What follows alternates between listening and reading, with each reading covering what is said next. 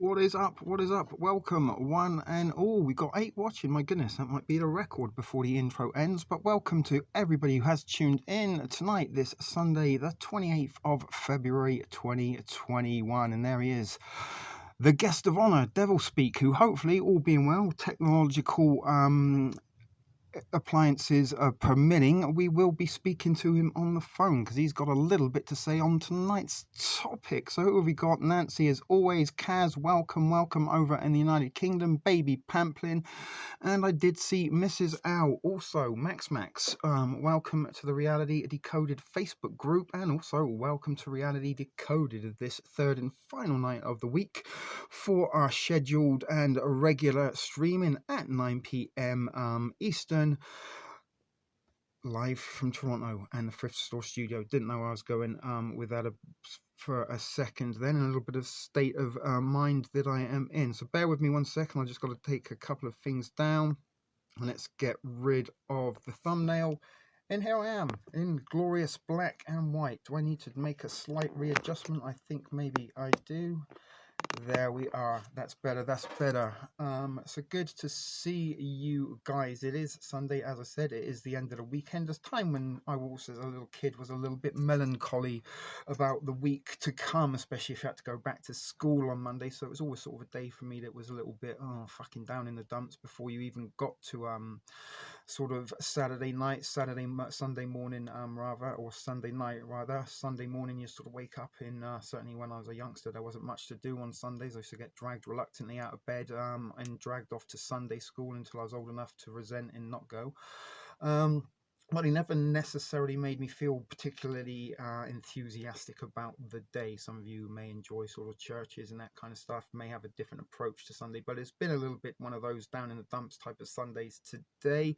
And it may be a result of some of the things we've been talking about over the weeks and months here at Reality Decoding, of course, previously at TSP TV, about electromagnetic frequencies and maybe a little bit of weather modification, or what's going on at the minute with this bombarding us in the air, stuff we can see, stuff we can't see. But for around 3 days, 3 or 4 days now in Toronto, the weather has been certainly much warmer than it would normally be in February this time of year, believe it or not. Being around sort of above zero is very unheard of. I've known Februarys that have been completely below -15 and as cold as -40. So being above zero any time throughout the winter is always a little bit of a blessing, I guess, in Canadian standards. But it's been a little bit warmer. We had 3 or 4 days of pretty much blue skies, a couple of sort of clouds here and there, but a lot of sort of sunshine. And even though it wasn't warm enough to go out and get myself a tan, it was sort of a nice to get out in, maybe not bundle up, and actually sort of see the sun, see a little bit of brightness, sort of wake you up a bit and make you feel as though, you know, you have had a little bit of daylight. However, today it didn't get light at all. It was very, very dark. And sort of yesterday evening, it was very strange that after I finished the stream, I went outside and the air felt like fall, like you sort of would at the end of October, sort of early November, Halloween time. And there's this sort of like mist in the air that you sort of would maybe associate with sort of horror movies, if you know what I mean, when they're sort of at night and there's that sort of misty sort of spookiness going on.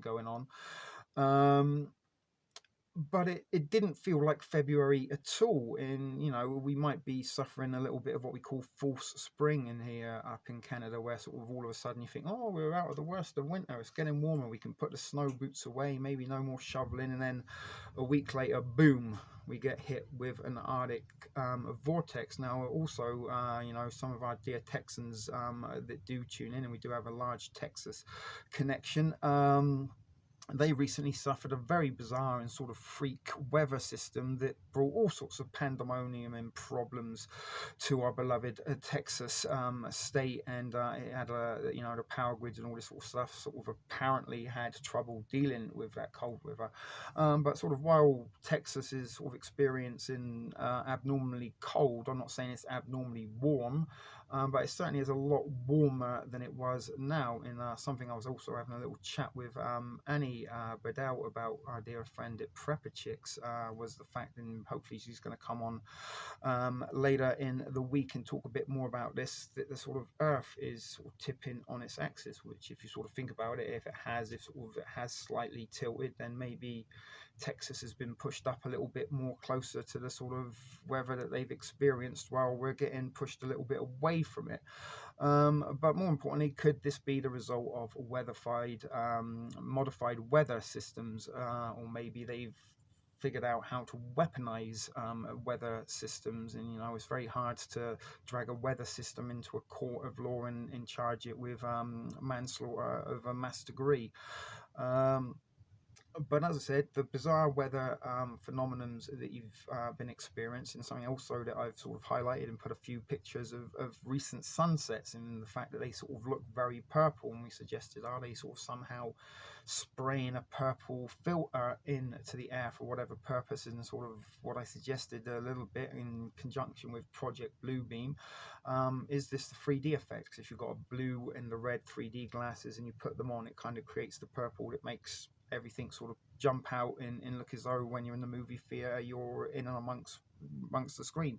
Are they trying to do that? Are they also spraying stuff that they can use as a projector? Is it sort of a nanotechnology that can interlink and entwine and make an energy dome to keep us in? But somebody who does know a lot about this, and who we are going to be bringing in and speaking to in around 5 or so minutes, is our friend and fellow viewer there, Devil Speak. And I did have a little chat to him this afternoon, and almost could have stayed and listened and chatted to Devil all afternoon and not done a part of a presentation that I do have for you. So we've got a little bit to watch later, but we are going to sort of hear what Devil has to say on it, and partly because sometimes, some of the stuff that you guys down on the chat, it gets a little bit lost. You try and communicate, and maybe you're trying to sort of comment something in regard to what you see, or you've got something you saw, heard that is of interest, and sort of by the time you've typed it, we've gone a minute or two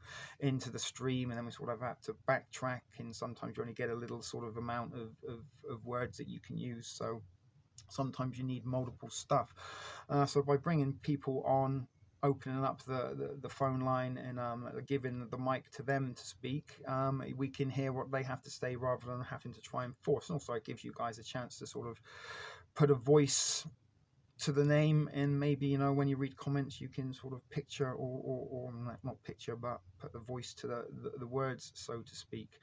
So that is the intention tonight. So we did have a little chat, as I said, with Devil this afternoon, and it was very, very riveting. And as I said, sort of nearly 45 minutes into that conversation, like, okay, we really need to sort of stop this, and if we're going to be able to talk about what we're talking tonight. But as we've been talking a lot about frequencies, this is all stuff we can't sort of really see, this bombarding around the skies and penetrating us in the walls and the windows, and there's no escaping it.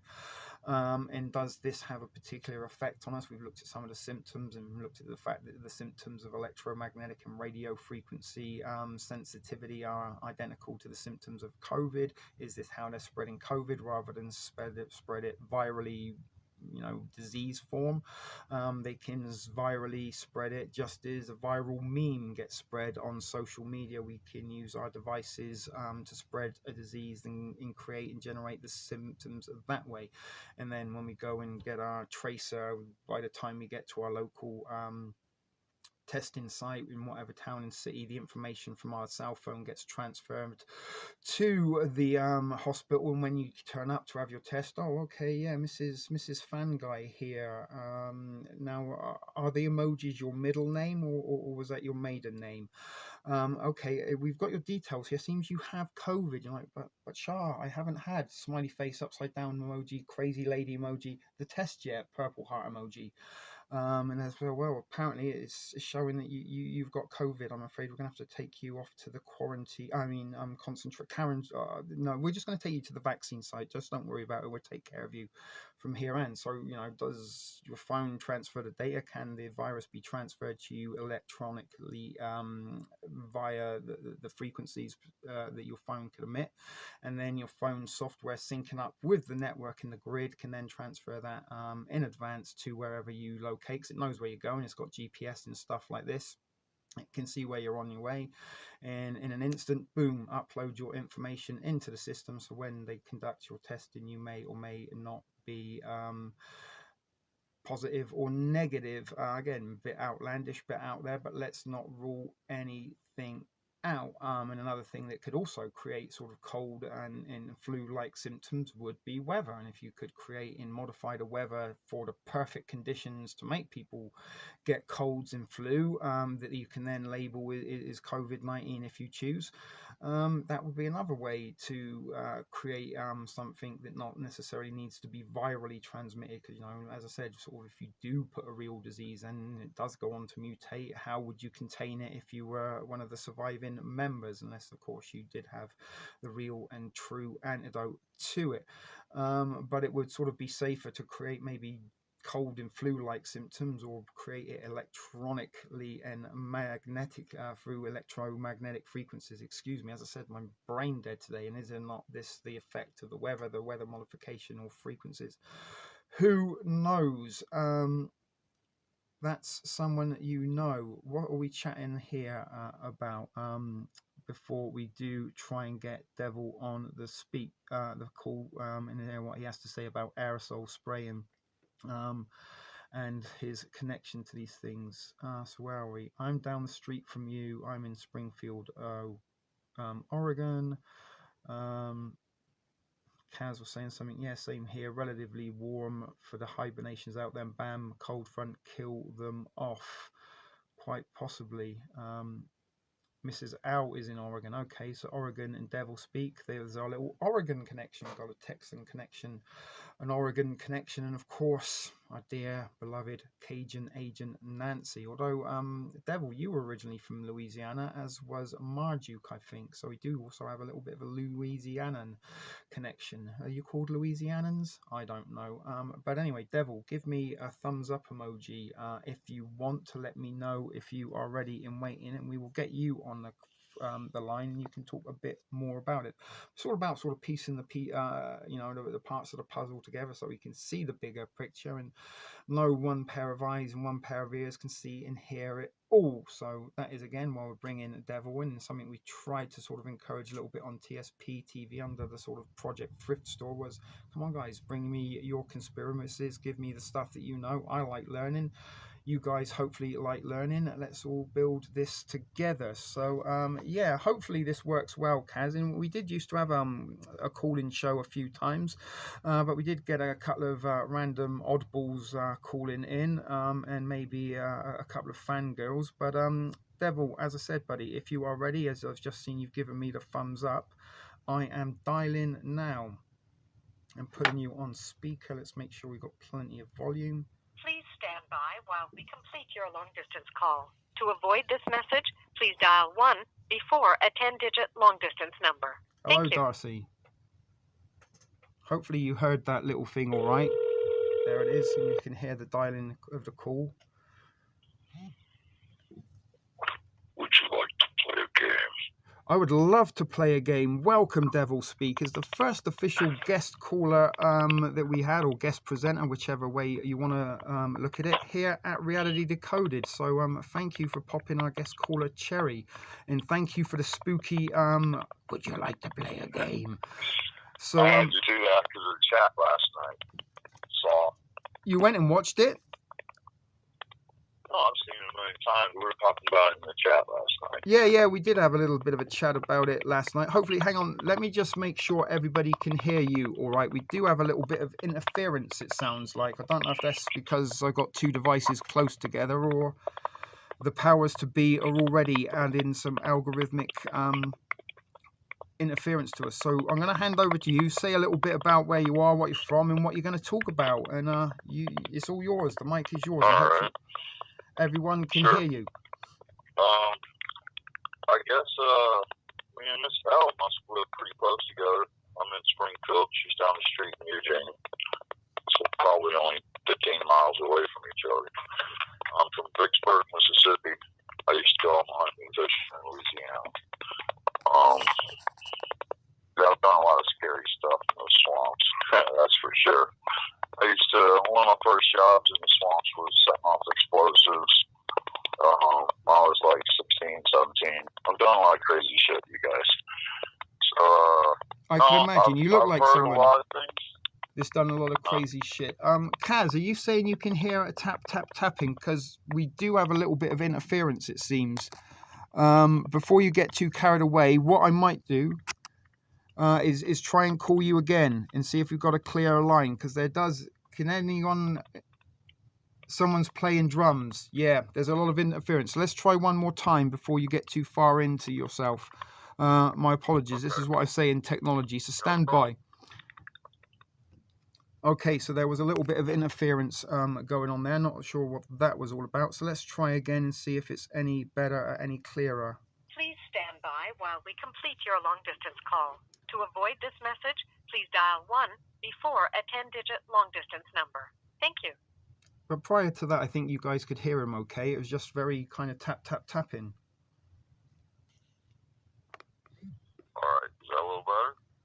That is much better. That is almost crystal clear. Okay, perfect, perfect. So hopefully you guys can hear, and yeah, everyone was saying they could hear the tapping. So again, back to you, Devil. Carry on where you left off, my friend, telling us you did some crazy shit. Well, I've just, done a little more than most people. Not really trying to brag or nothing, but it's led to certain things. And I've met some other crazy people as a result of some of the stuff I've done. And, I rode a Harley in Phoenix for like 30 years, 38 years. I did an awful lot of stuff on the back of that Harley. Met a lot of people. I know a lot of ex-military admirals. I know CIA operatives.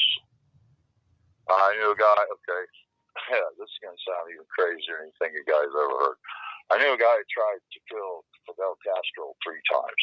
They're all dead now, so it doesn't matter anymore. But he missed 3 times. He tried to poison him. He laced his cigars with cyanide. And all of his helpers came home, and they get his mail, and they open it, and they see the cigars. By the time Castro got home, there were like 3 dead helpers from stealing and smoking his cigars. He found out where he went, and he went diving for shells, snorkeling for shells off in this little cove in Cuba, his favorite spot. And they laced it with C4 explosives. I guess a busload of kids came by one day and went swimming before Castro did. He blew up like 12, 13 kids. They got tired of messing around. A submarine dropped them off. They get in the little rubber rafts, paddle into Cuba. There's 2 teams, 2 sniper teams. And my buddy had the shot, but a tree branch kept blowing across back and forth. So he tells his other buddy to take the shot. Right when he pulls the trigger, perfect shot. Just before the bullet gets there, one of Castro's helpers steps right in front of him and splatters his face all over Castro's face when the bullet came through the other side. And so I got lots of stories like that. And you guys can choose to believe them or not. I don't know whether to believe them. I wasn't there. I didn't see it. I didn't do it myself. But you guys have been talking about some pretty interesting subjects. No, we love hearing a lot stories. of those kind of stories too. And that's what we encourage people to share their stories, things they've seen they heard, and something I always say, make of it what you will. And it's always nice for other people to bring us information to make of what we will of them. So back to you, buddy. Well, you were talking about the Manhattan Project, or the second Manhattan Project, the new Manhattan Project. Well, that was primarily, but you have information on both, so feel free that it's open mic a little bit. So you are technically now in charge of proceedings. I heard this somewhere. I can't remember exactly where. I suspect it was Joseph Farrell. I want to give credit where credit's due when I can. So I think that's where I heard about this. And what he said made sense. My grandfather helped build the bomb. He worked with IBM, and he did the computer part. He didn't like get his hands dirty or nothing, right? So, anyway, when we built the first bomb, the way I understood everything I heard, way before I ever knew anything about Joseph Farrell, I knew a lot of stuff already, man. I was going to be a pretty smart dude in the Air Force, believe it or not, but I was going to be like a nuclear missile technician in the Air Force, something like that. And anyway, I got out of the Air Force. And so these guys had used pretty much all the fissile fuel that they could come up with to build the bomb in the first place. They did a couple little tests, but most of the tests they did, they only had so much fuel. So most of the tests they did, they actually did with dynamite and high explosives and TNT, not nuclear explosives. So when they let go of this thing, they were actually trying to play a little bit of, poker and use it and hope like hell Japan believed they had several more ready to be deployed, Well, if I understand this right, everybody was surrounding Moscow about that time. Russia had surrounded Berlin. And things were getting pretty out of whack. The story goes that Hitler was trying to leave. This is the end of World War II, right? Hitler on it. Huh? Sorry to interrupt. This is at the end of World War II. Are we correct? Yeah, just about the end of World War II. Okay. So this is just after they had tried to assassinate Hitler in the Wolf's Lair. Right. I think Tom Cruise did a movie about that. Yeah, I seem to recall that. I can't remember the name, but carry on. Sorry. Yeah. So anyway, what was actually happening with this submarine? It made it to England, and it was a diesel electric sub, so it was going to have to come up, recharge its batteries, get fresh air. If it doesn't come up, the fumes the batteries give off will kill everybody on the sub, sulfuric acid. So they come up, and we tell the Brits and everything what's going on at this point, not to shoot that sub, don't sink the sub, that's our sub. We'll be there to escort the rest of the way as soon as we can. Just don't sink the damn thing. We told them where it was coming up, what time. Gave them the clear, and it came up. Everybody was just sure as hell it was Hitler on that sub. All right? It gets over to Canada, and if I get the story right, we actually shut off communications to Canada because they were going to sink the sub regardless of what we were saying because they wanted Hitler dead. Uh-huh. All right? Well, this thing makes it into port, and I understand that there was a load on it full of plutonium instead of uranium. You remember that first bomb was plutonium, it was uranium. That's correct, yes. That was the one they dropped on Hiroshima. And I'm saying that the first one they dropped on Hiroshima? Yes, that's correct. Nagasaki was the second one? Nagasaki was the second. And actually, Nagasaki was not the target, but they had bad weather, so that was their second choice. Yeah, the backup. But anyway, backed up bomb target. So anyway, there was actually, it's a good chance that just before Project Paperclip really got started, that submarine everybody thought Hitler was on was actually loaded with scientists and plutonium. It already started before it started. And the scientists didn't want Hitler getting hold of it. Right. There were a lot of bad things going on. There was a lot of people. What's that? No, carry on. Hello? Okay. I'm kind of watching you on the TV. Yeah, I guess you've got the time delay as well a little bit, so Yeah, I walked in the other room, so I'm not buying any other devices, so nothing's gonna mess us up. That's just one of the stories I get about the Manhattan Project. That the material for the second device was probably German material and almost refined.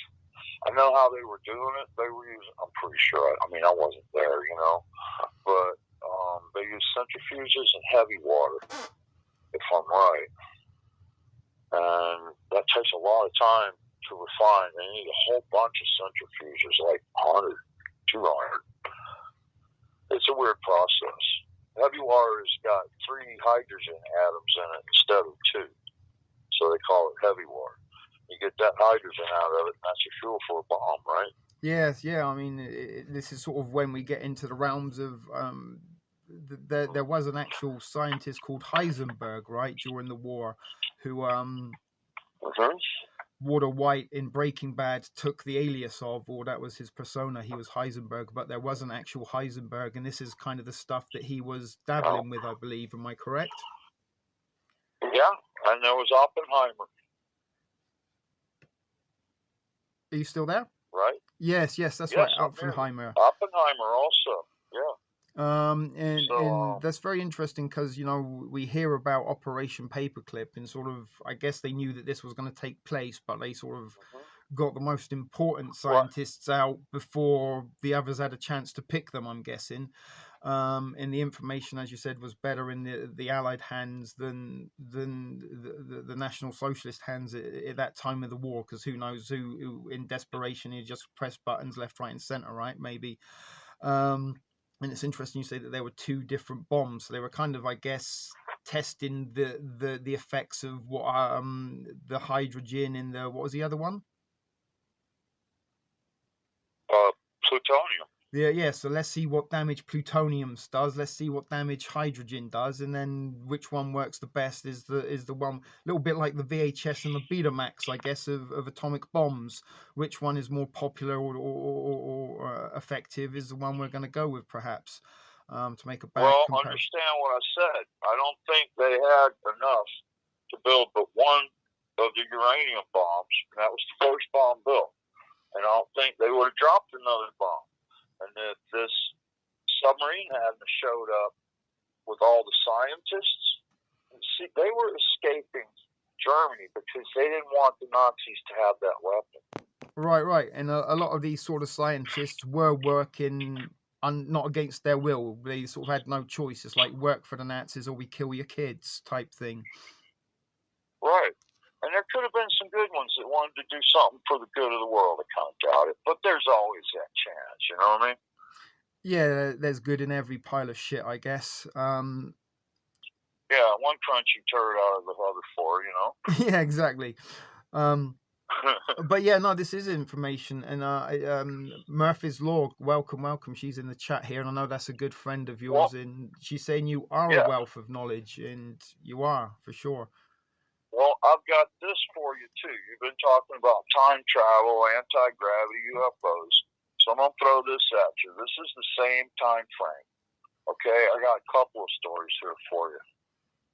The other thing that leads me to believe this guy's right is Germany had a Freedom of Information release also, just like we did. And some bozo went in there and decided to ask for some files on like German prisoners captured and how they were treated and stuff, right? Okay. So this file comes back that this one Polish, a spy, a Belgian spy, I'm trying to remember this right, a Belgian spy that was flying over occupied Poland. There was a peninsula or something, some waters involved here. And as he's flying over, all of a sudden, he sees this huge explosion, followed by a flash of light, followed by a cloud that seemed to consume itself with fire, and all the instruments in his plane fried all of a sudden in the EMP. And he crash landed. He got captured by the Nazis, held as a spy. They interrogated him and stuff. About this same time, I don't know if you guys ever know much about World War II, but during the Battle of Kursk, apparently the Nazis did something really nasty. And the Russians threatened to retaliate with chemical and biological warfare if the Nazis ever did that again. And what I'm thinking is that they didn't really they had some fissile fuel, they had some of the mixture and stuff, but they couldn't make a full-fledged bomb. I don't think they knew how to do it yet. And I think they lit off a couple of dirty bombs on the battlefield for the Russians, Right, dude. right, yeah. And that was sort of I World War think One so. was all about. That was World War II. Yeah, but Yeah. back in World War One, they used chemical warfare and the mustard gas and Right. things like this, and that Right. was become a war crime. You couldn't do it, so that's why in World War Two they Right. were dirty bombs. But prior to World War One, anything went in love and war, as they said. But they sort of put the rules of engagement that yeah, it's okay to go to war, but don't be using these weapons if you can help it. And if you do, just try and keep it out of sight and keep it quiet. You know.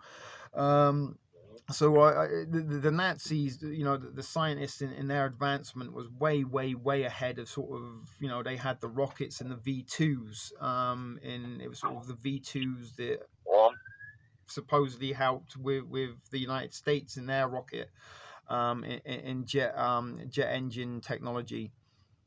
Von Braun. Yeah, that's right. And we're going to mention him a little bit later, and I think we've mentioned him a couple of times over the past few months. He was one of the Oppenheimer and Von Braun. They were paper clippers, right? And they were the ones that brought that technology of the United States government.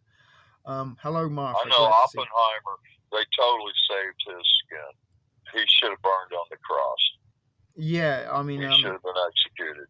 A lot of these individuals should have been, and as I said, they dodged more than a bullet by defecting or becoming part of the Operation Paperclip in agreeing to work for the States. And I guess that's a little bit of the enemy of my enemy is my friend type of thing. Or you know, if we can't beat them, let's make them join us.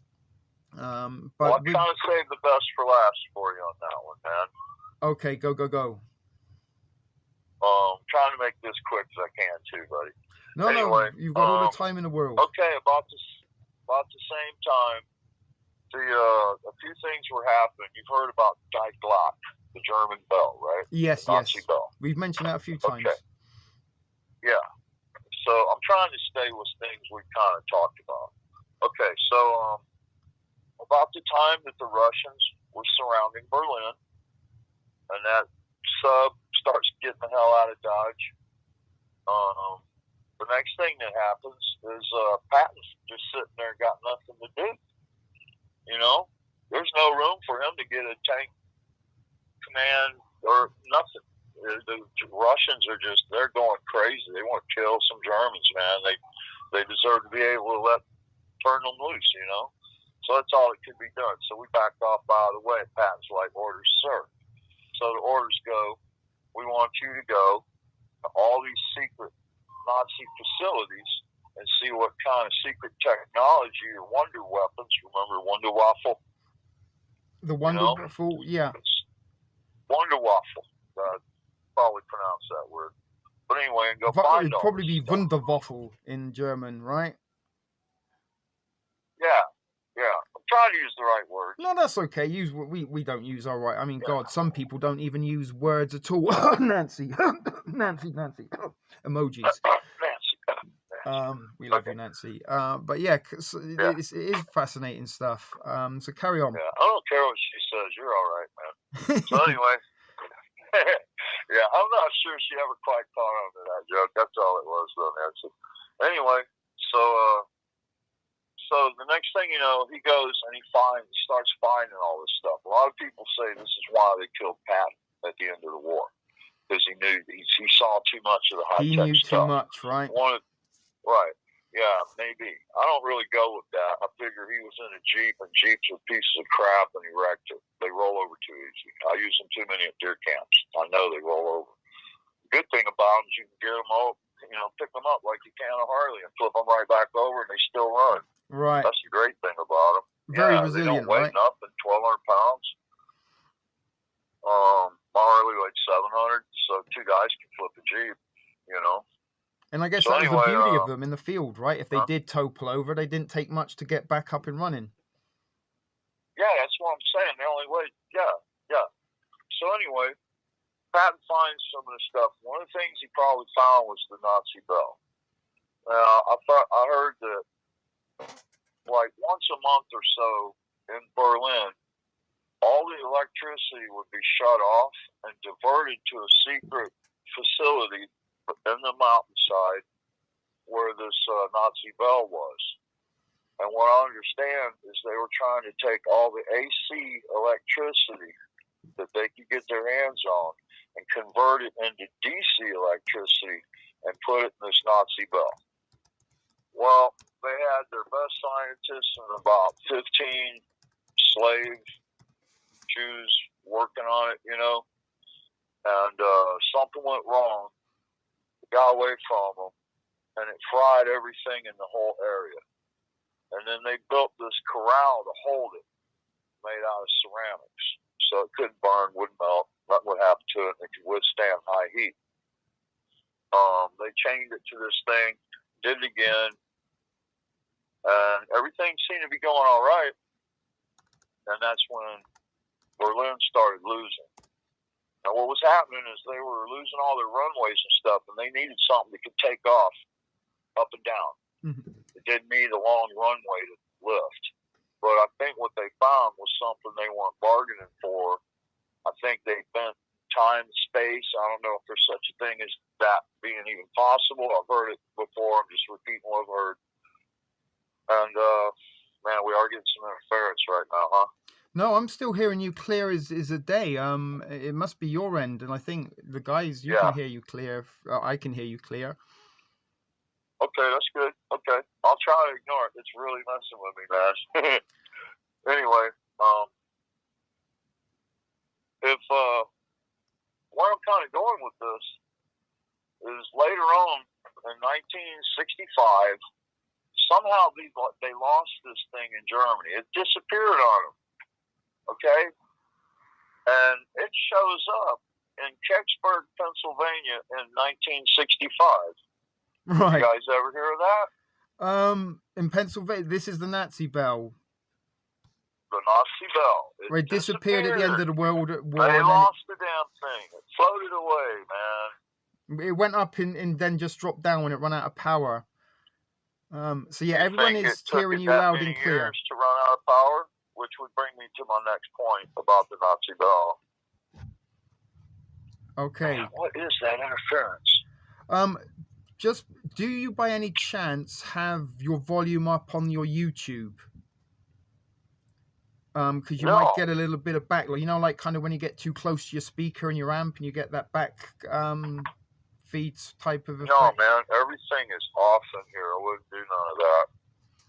I play guitar. I know. I'm just. Yeah, you know the I'd drill. Just be asking for trouble if I was doing that. Because everybody is saying that you're crystal clear here, and I can hear you crystal clear. So if we're not there, if it's just on, it's just on my end. If it's too Why don't annoying, you call me right back one more time, buddy? Yeah, that's what I was going to say. Let me just try and call you back, and hopefully, sure, it'll be better. Stand by. Okay, so fascinating stuff from Devil there, in very interesting stories for sure. So hopefully. Please stand by while we complete your long-distance call. To avoid this message, please dial 1 before a 10-digit long-distance number. Thank you. Who knows? Maybe his algorithm is trying to shut him up and bombard him with frequencies. Hello. Hello, is that any better, buddy? Yes, it is. Thank you, sir. Okay, not a problem. Okay. Always happy to accommodate. So, you've got a lot of interest going on in the chat, so continue. Back to you, buddy. Okay. So, yeah, I know a lot of crazy stuff, guys. So anyway, at least I think I know. I wasn't there. I didn't do it.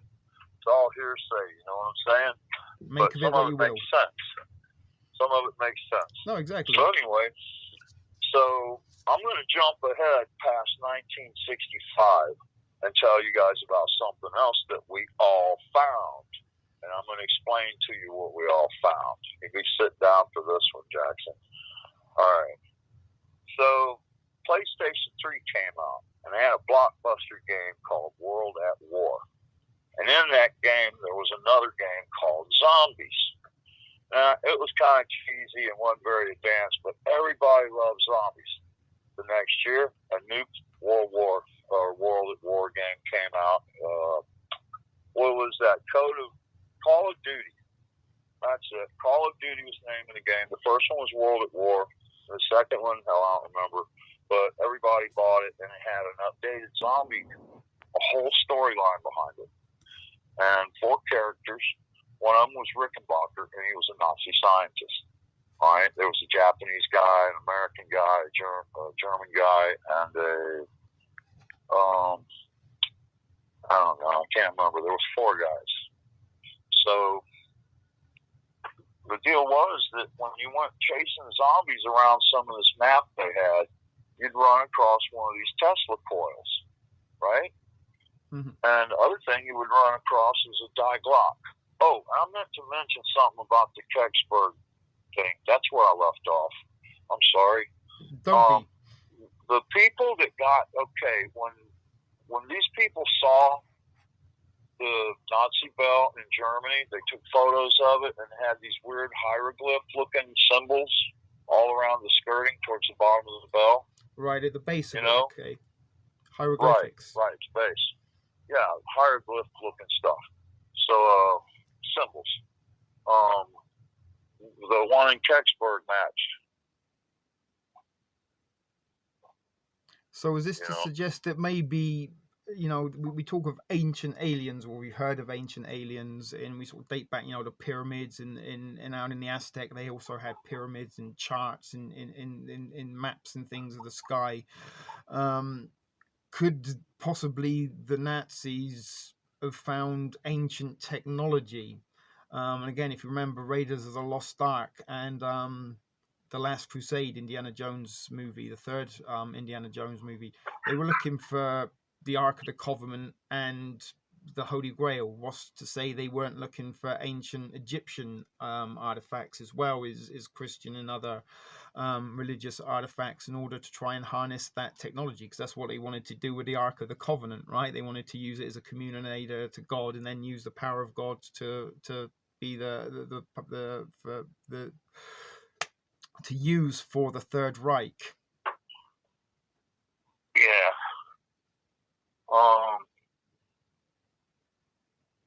I don't know that I know that much about. I mean, I've heard a lot about a lot of things so far in my life. I've been around a little while. I've done a lot of crazy stuff. I've had a pretty good time so far. Yeah, I think I'm still going to.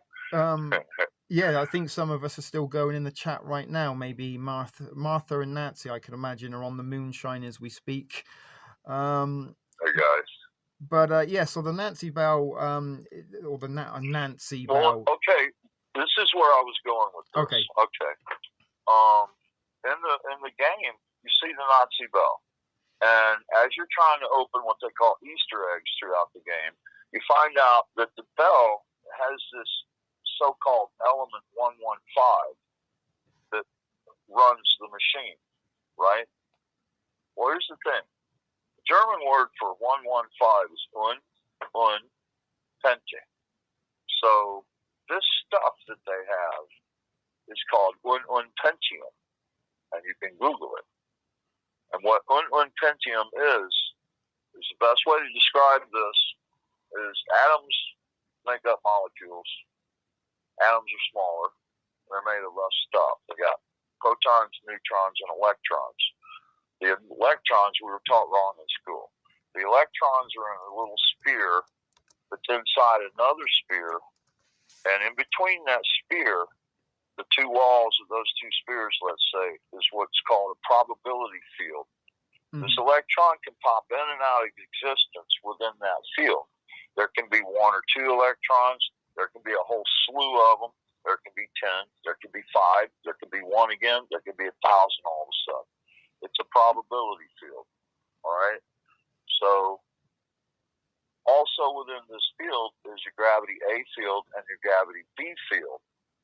Now, nobody can ever understand the gravity and the field around that atom because there's no way to measure it, because the 3 fields exist in the same field together, and they create an interference pattern with each other, so there's no way to really understand what's going on because you can't get through all the interference. You understand what I'm saying? It's like watching wavelengths, and you got too many wavelengths, and it's like you can't see the forest through the trees. Yeah, it's just on top of, right? Like a layering system kind of thing. Yeah. So with unpentium, supposedly the gravity A field, for some reason, is able to escape that probability field on the outside of the atom. And it's detectable. And it can be measured. And it can be duplicated, is the point. Uh-huh. Because they can inspect it, figure it out, play with it, see what it does. If you guys think any of what I'm telling you is kind of crazy, what you need to do is you need to understand things like the pyramids. A lot of that stuff is made of quartz crystal, and they got some really heavy rocks pounding down on it, smashing it constantly, providing tons of pressure. Chances are those tombs were never full of bodies. They were probably filled with something else that held a lot of crystal. If you know how a crystal watch works, all you got to do is like put a crystal in a clamp on your desk vise, a bench vise, and put a voltmeter against the crystal. I'm probably saying this all wrong, but I know what I'm saying here, sort of. And as you tighten the vise, that crystal will put off higher frequency and more electricity. A lot of people don't know that. When I was a Boy Scout, I made a crystal radio. Yeah, that's right. You used to be able to buy the little crystal radio sets from the hobby store, and you could go home and build one. There's a little hint as to what those pyramids actually are. Okay. Yeah, for sure. And the other thing, if the Nazis had been successful with this bell technology, I think it was what they were trying to do was make a super generator, and they could have put it in a pretty large plane, and then all the other planes having electric motors in them wouldn't have to refuel. They could fly for days. The only problem they would have would be with the pilots having to feed them and let them shit and piss. Right, but I mean they can have a bucket and an MRE. They're all good. And then they could bomb America. They could bomb wherever they wanted. They could have taken over the world. That's what I think they were doing with this thing. The Nazi bell, I mean. Yeah, definitely. I mean, but anyway, so they took the unpentium a step farther here lately. I don't know how long ago it was. I want to say in the 80s or 90s. And this may have been something that inspired the guys in the game to mention element 115. But it got the problem with it back then was that it didn't exist long enough. Its half-life was just too short, milliseconds. They couldn't do nothing with it. It's a synthetic, man-made element, but it is on the periodic chart. It is on the elemental chart. I think it's called periodic chart. Yeah, so it doesn't really. It creates a tremendous amount of power, but just not for long enough to do anything with that power. It doesn't live. It doesn't live long enough for them to really get a handle on what's happening. So a German scientist got together with a Russian scientist in Moscow at some research facility somewhere, and they got a way to lengthen its life like by 100, which is still shorter than a millisecond. You know. Yeah, but it's less than the blink of an eye. Chart. And if you're trying to Google my shit and you can't find it, somebody in the chat room, what you need to Google is Moscovium. Moscovium. They renamed it. Yep, they renamed it. It was unpentium, which is element 115, and then they fixed it so they could kind of play with it and make some of these things we're seeing happen. But see, the problem with this is now we need AI, because there's no way in hell a human can take a ride like that. Your guts will spill out of your ears, man. Yeah, you know, you'll explode inside yourself. Weird stuff will happen. That's because, you know, like most people, even jet fighter planes, they kind of hit G forces and stuff, and pilots hit certain, you know, if they go over those G forces, they will pop literally in their cockpit, right? Well, yeah, but that's because they built the cockpit wrong, bro. If you're laying down, you can take up to 12 to 15 Gs. If you're sitting like that, you've got an up and down to your body, because that's the way you're pushing those forces. Right. Think about it. All your blood's going into your feet and legs. That's why they wear them really weird little monkey suits that keep the pressure on the legs, so the blood stays up in the torso and brain, so they don't pass out. Right. If they were laying down, then the only thing would be making the afterburner G-force that pins you on the wall when you're It's driving. kind of a little stuff. bit, That G-force will get you. if you've got a very strong wind coming, you're trying to walk into it, it's difficult. But if you're led down on the floor, the wind would just kind of go around you, right? So same sort of principle. Which is actually one of the secret weapons that we found. It was called the Hornet. Oh man, dang it! It was shaped like the B-2 bomber. Oh, the flying wing. Yes. The Nazis, they had a had two jets on it. Yes. And the pilot laid down in it.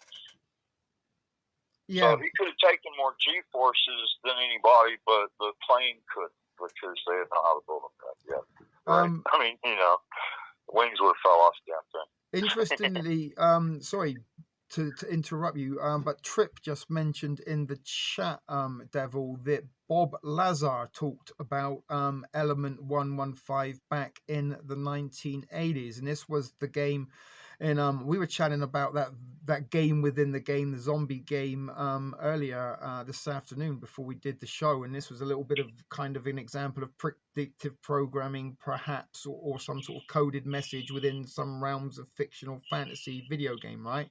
Are they sending a message? Are they giving us clues? Are they telling us what they're doing within this medium? And the fact there were so many actual, I know the game you're talking about very well. And they were all real people. Call of Duty. Yeah, it was one of the very early ones. I can remember sort of playing it. Oh wow, it's a zombie version. Fuck that. Let's just play and shoot zombies. And they were all in the zombies were all in the German soldiers. The game.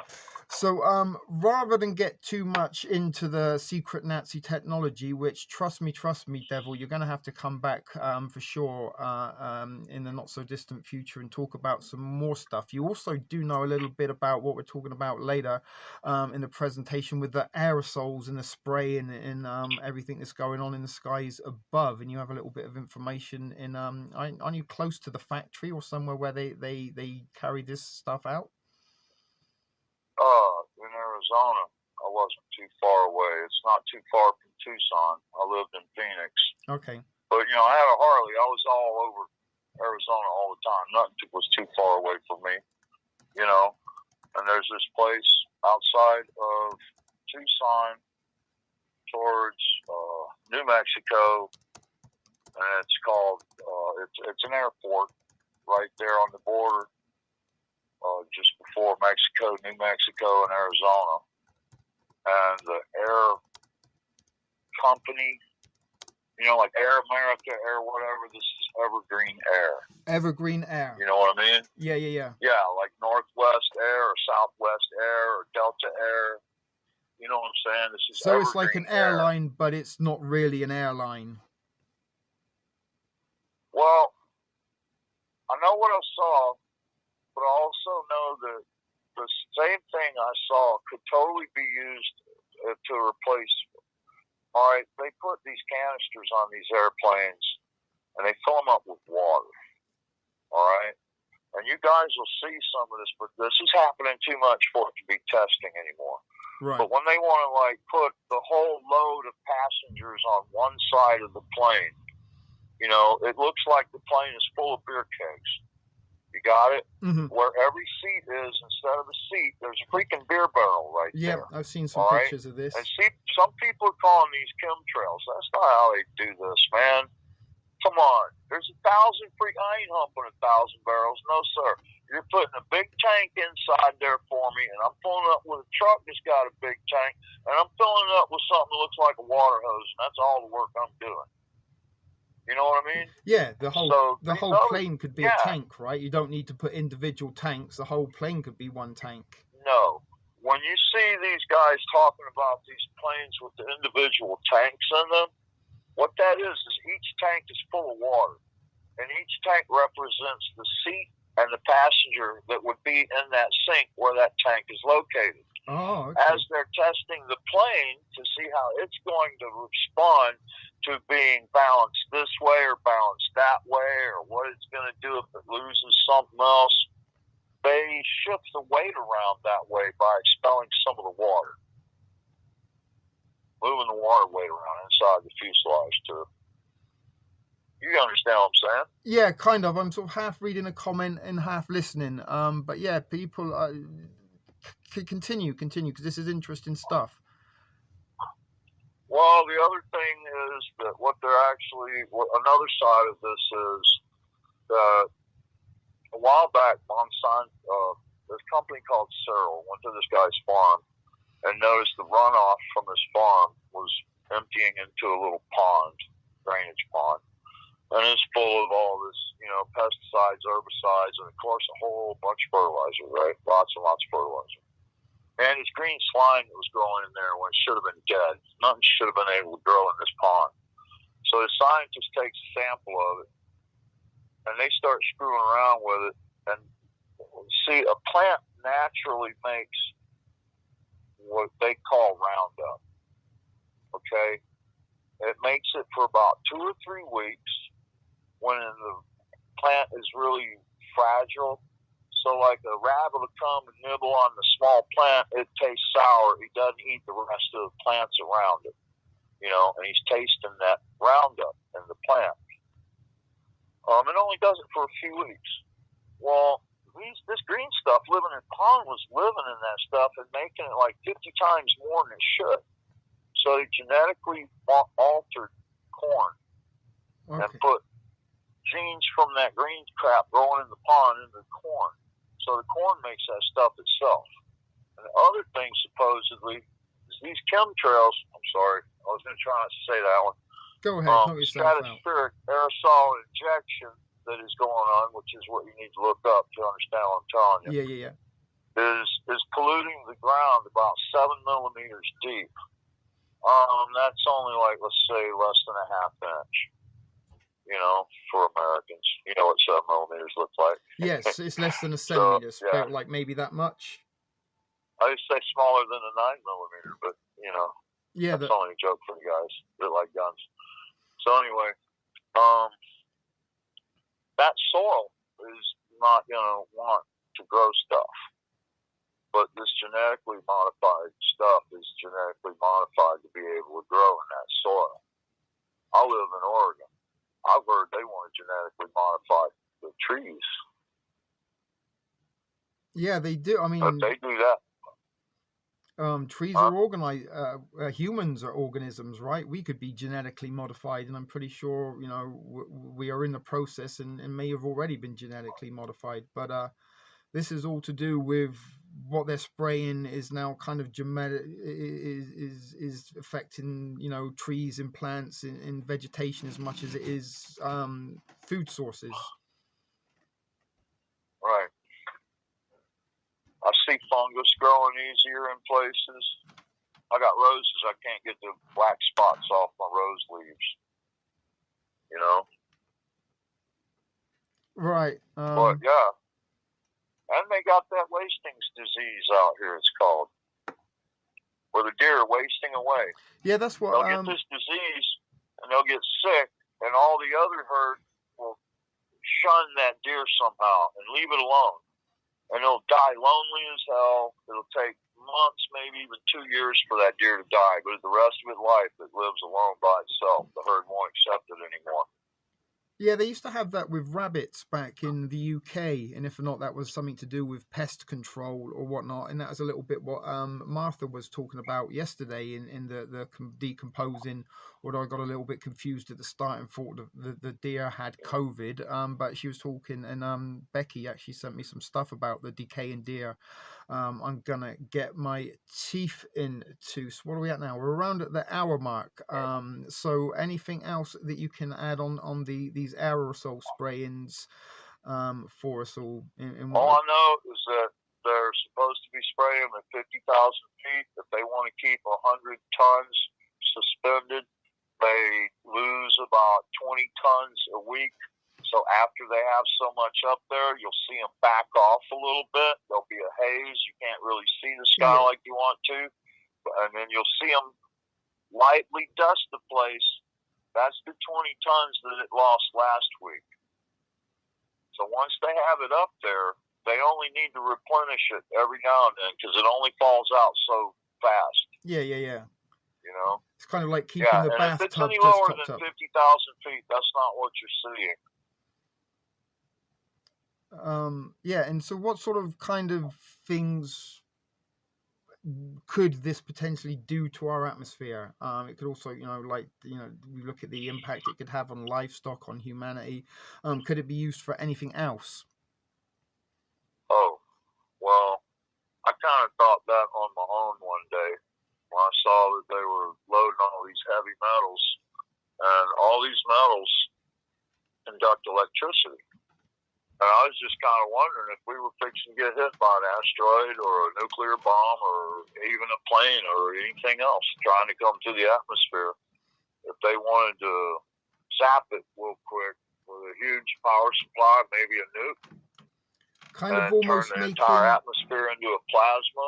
yeah, Anything that's that it. tried Put an to cut electric through that charge would in, get vaporized, man. kind of almost make like the electric fly swatter, but for asteroids. The zzz, and a force field almost, so to speak. Also, Yeah, because it'd be like 10 or 15,000 feet thick because of the length of time it stays suspended in the air. You know, like I said, you're wanting to keep 100 tons up there all the time. So it's kind of creating a dome around us of some sort, right? Yeah. Kind of keeping a filter between us in the atmosphere. What goes on above is controlled. What goes below is controlled.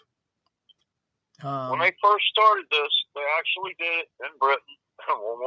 After World War II, they went by with the old bombers, loaded them all up with this fog, and dusted the whole place just to see which way the air currents and everything were going, just in case of a nuclear bomb. So you guys would know which way the radiation and the fallout was coming. And the RAF have also been sort of there's rumors in stories or conspiracies that the RAF have been involved with weather modification experimentation, in using sort of British citizens as guinea pigs in seeing the effects that their modification would have on an urbanized location or target, so to speak, how it could be used in a weaponized contact against individuals. And this is a little bit of what the concern is this atmosphere being changed for weather or weaponized purposes. Is it about creating the right weather for us to be able to grow crops and make sure crops can have all the conditions they need to prosper and grow and be plentiful? Or are they doing it, as a couple of people are saying, about starving us out? And this is it, sort of wild creatures. If there was no farm system and we were living off the grid, then a lot of our food sources would come from a wild resource. And if you kill off wild animals, then we'd be more dependent on factory animals in farmed plants in genetic modification. You know what I mean? If you destroy the natural environment, and this might be what the sustainable development in wide areas have been obtained by the United Nations in order to grow a certain amount of fresh produce for a certain amount of people, but the rest of us, off you go to your Soylent Green, genetically modified 3D printed food. And if you can remove natural vegetation, so nothing grows there other than these weird funguses, and maybe these funguses are designed to spread throughout sort of wildlife in wild forests to prevent people who may want to go off and get a bit of land and grow their own crops unable to grow in them. If that makes any sense, just sort of mattering some ideas and opinions around. Do you know how big a fungus gets? What was that, sorry? Do you know how big fungus gets? Yeah, no, I've seen. You know what a mushroom is? Some huge, big sort of back in the UK and that one 40,000 around in the forest. pounds. They live underneath the forests in Oregon, and you'll see a huge meadow where all of a sudden there's no trees. That's because there's a big, massive mushroom thing living underneath there, eating all the trees as they die and rot. And then you'll see the small mushrooms come above ground, get off spores. People pick them, eat them.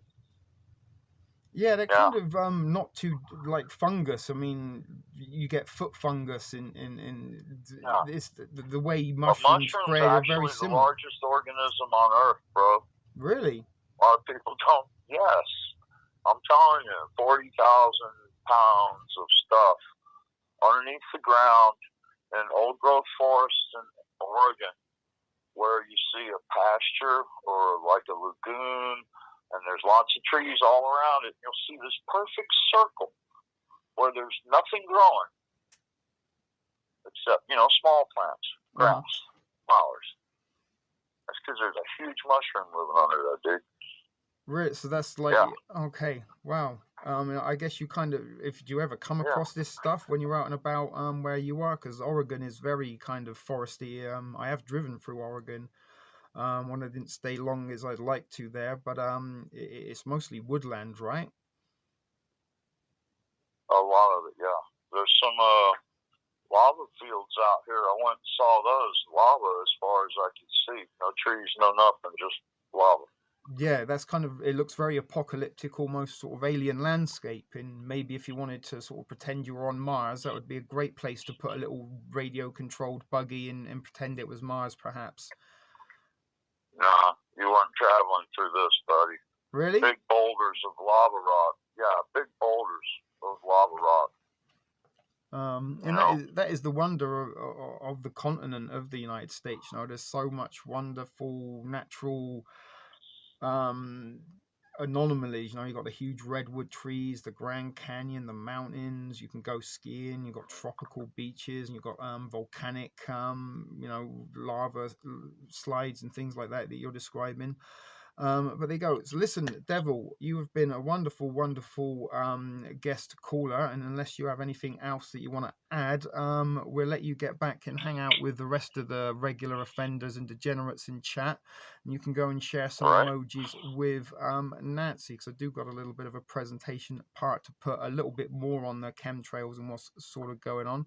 But thank you for your fountain of knowledge and waterfall of wisdom, I guess, on some wonderful subjects. And I think we'd love to get you back and hear some more in the future. I'd love to do it again sometime. Perfect. And again, thank you for being the first official guest at Reality Decoded, although we have had special guests before. And this certainly is a little good way to have sort of pilot project and introduced this is maybe some content for the future. So again, thank you on behalf of myself for giving us your time, thought, and knowledge and sharing it with the rest of the crew. I enjoyed it. Thanks for having me, buddy. Okay. See you guys later. Okay. Thanks a lot, buddy. Thank you.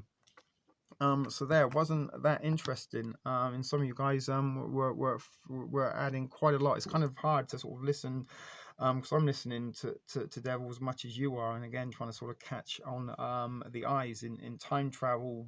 We were going to be talking a little bit about the Project Looking Glass today, which is sort of a little bit of a time travel theory, and time travel is something we talked a lot about over at TSP TV. But when I started chatting to Devil this afternoon on the phone, some of the stuff he shared with you today, I'm like, you know what, let's forget Looking Glass. We'll save that for another day.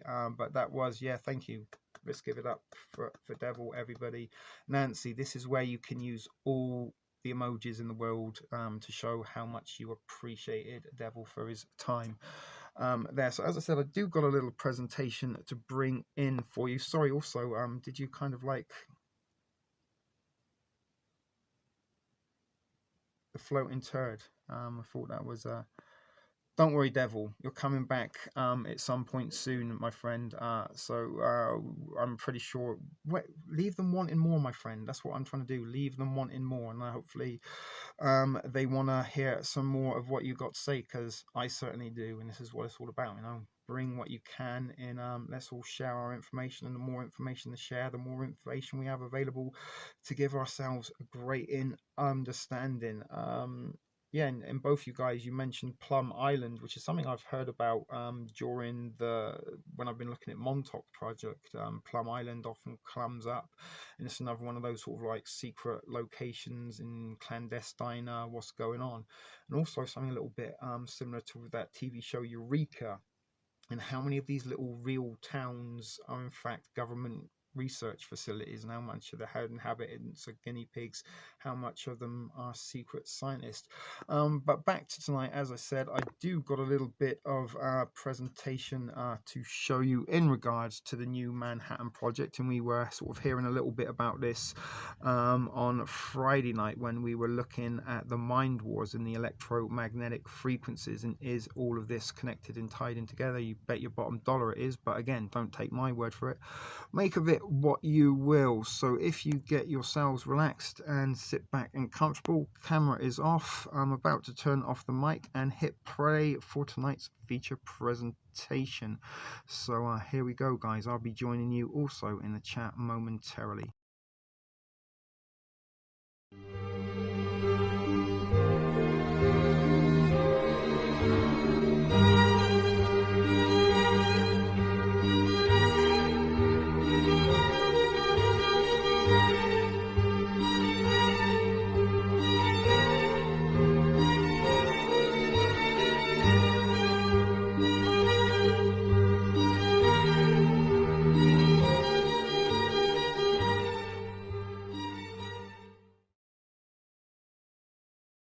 Okay, welcome to the feature presentation where we are going to be looking a little bit more at the new Manhattan Project and the Bohemian Club in particular. There's not that much to say about the Bohemian Club in the following article that I'm bringing to you as part of this reality decoded feature presentation, but this comes from Stillness on the Storm, the Agent of Conscious Evolution.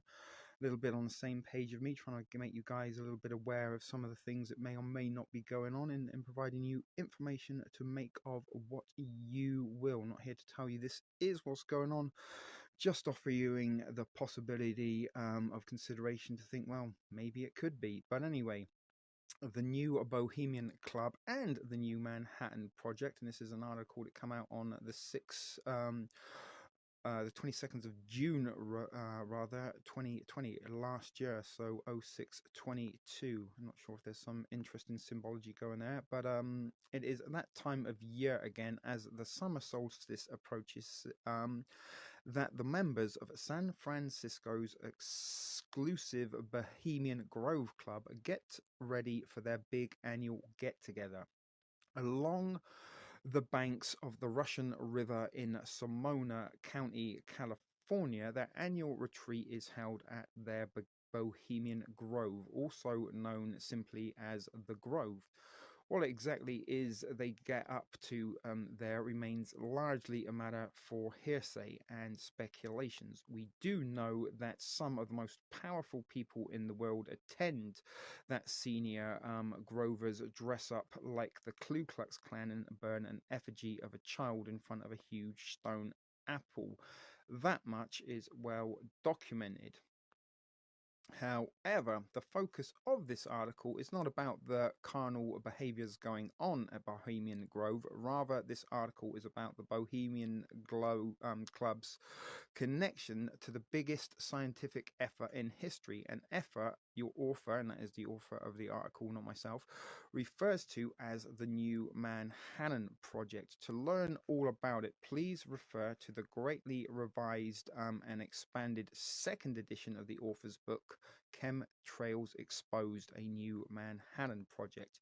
Hint: part of the new Manhattan Project involves the aerial spraying of tens of thousands of megatons of toxic waste annually. But the Bohemian Club is an exclusive all-male club based in San Francisco, California. Their headquarters are an old brick building on the corner of Post and Taylor Streets in the Union Square / Nob Hill area. Every year around the June summer solstice, the Bohemian Club members visit the Grove for a couple of weeks of festivities centered around a torch-lit occult ritual known as the cremation of care, CC 33, there for you, which involves the mock sacrifice of a child, and this is taken place in front of a giant stone owl performed by men in hooded robes. I believe that is a picture of the building that they were referencing to in downtown San Francisco. Any San Franciscans watching, maybe swing by, take a picture, pop a selfie outside the Bohemian Grove building. But the Bohemian Club is firmly hooked into the Old Boy network, and in fact, it is the author's humble opinion that, short of the Vatican, the Bohemian Club is possibly the most powerful organization in the Western world. Not because of the power that the organization itself wields, but rather because of the power of the ideas and collaborations that are generated there, particularly the ideas and collaborations that arise from their most important annual meetings at the Bohemian Grove. The Grove is a summer camp for some of the world's most famous and powerful men. As the crows flies, it's located about 50 miles northwest of San Francisco. People need to be a member of Friends of members of the Bohemian Club to enter. And over the years, many people associated with the new Manhattan Project have gone there.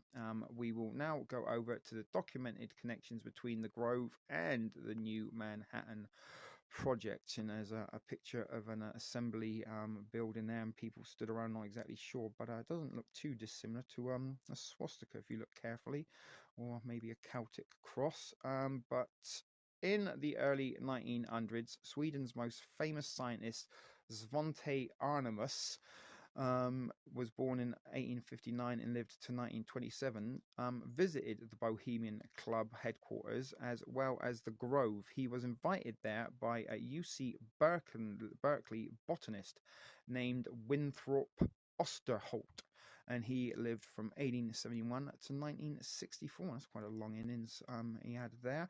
But this is important because it was Arrhenius who first formulated the theory of a man-made global warming, which has been used as a reason to propel the new Manhattan Project through the ages. And I guess is a picture of a rather strange potato-headed looking individual. Almost looks like a giant baby with a mustache.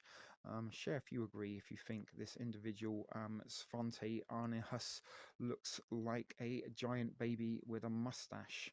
99% of you won't be brave enough. But in 1942, the NDRC S1 Briggs Uranium Committee planned the original Manhattan Project at the Bohemian Grove.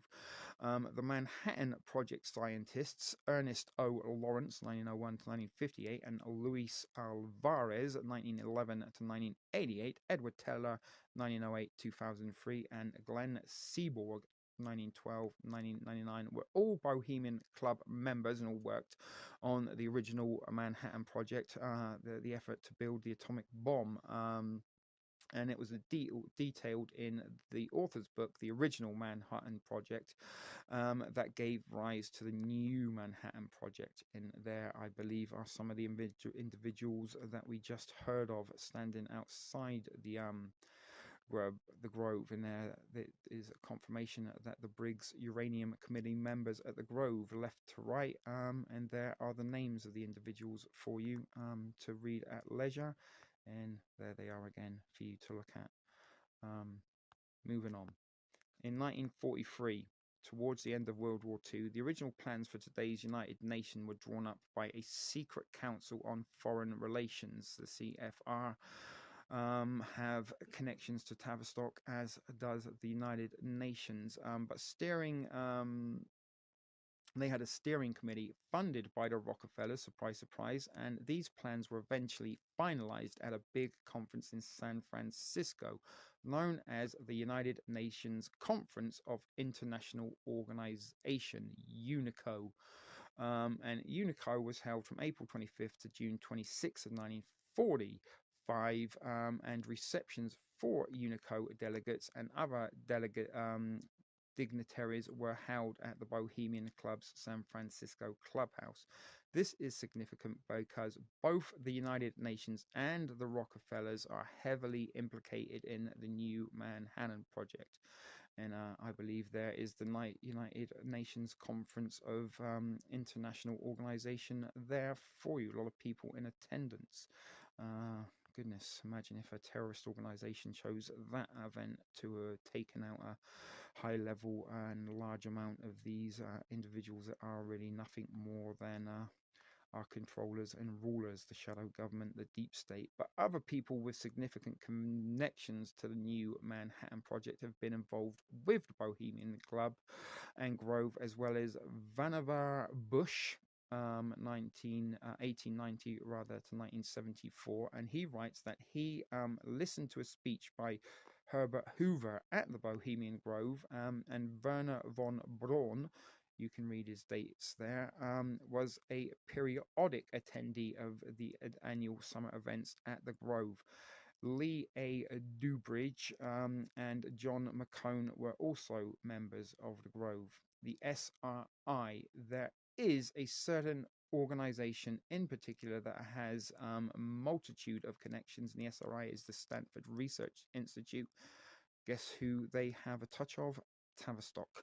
But their connections to the new Manhattan Project, as well as to the Bohemian Grove, is that that organization is the Stanford Research International.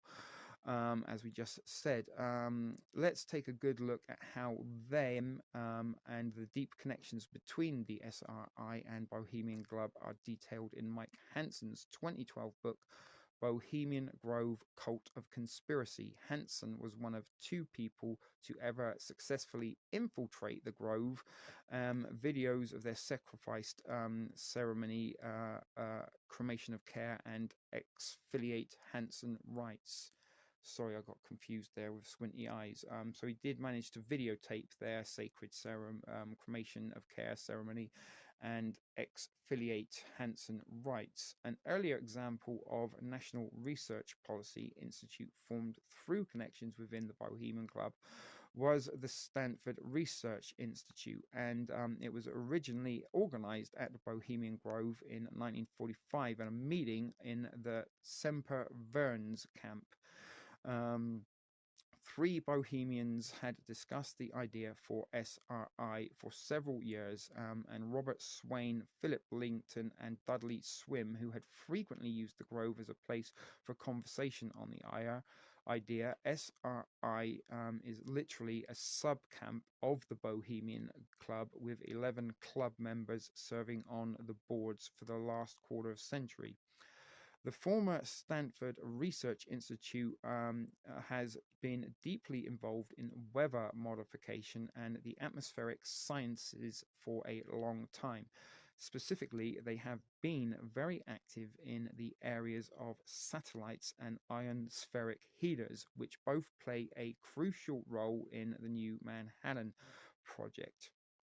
Early on, a famous SRI scientist distinguished himself as practically notable to our investigation was Oswald Villard Jr., and he was also known as the father of Over the Horizon radar. He directed Stanford's radio science laboratory from 58 to 1972. The Radio Science Lab was the predecessor to today's Stanford Space Telecommunications and Radio Science Laboratory, or StarLab as the acronym is identified by, where they continue ionospheric research with VLF, very low frequency stuff we were talking about just the other day, guys, in Mind Wars, that has now been blocked on this channel. Is possibly this will be blocked on our channel. But Villard's work on Over the Horizon radar started at Stanford when it became clear that his work had potential defense applications. It was transferred to the nearby Stanford Research Institute, and Over the Horizon radar is significant to our investigation because it was the predecessor to today's ionospheric heaters, which generate powerful electromagnetic signals to modify the ionospheric heaters. My apologies, I just needed to take a mouthful of water. And this is what we're talking about, guys. The electromagnetic frequencies are in on the act here, and this is why they're so important to pay attention to. But the weather ionospheric heaters can also produce signals that have tremendous impact upon our moods, thoughts, and bodily functions, all stuff we spoke about on Friday. during Mind Wars, and why they referenced quite a lot. We should look at the New Manhattan Project, which is what we are doing now. But as we established then, and as we are re-establishing now, these electromagnetic frequencies can have an impact upon our moods, thoughts, and bodily functions.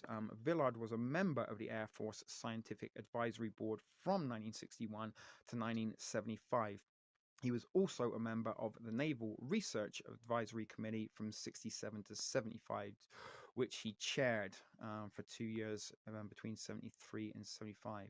There is an ad for a book, UFOs, Generals, Pilots, and Government Officials Go on the Record. Something of interest for another day, perhaps.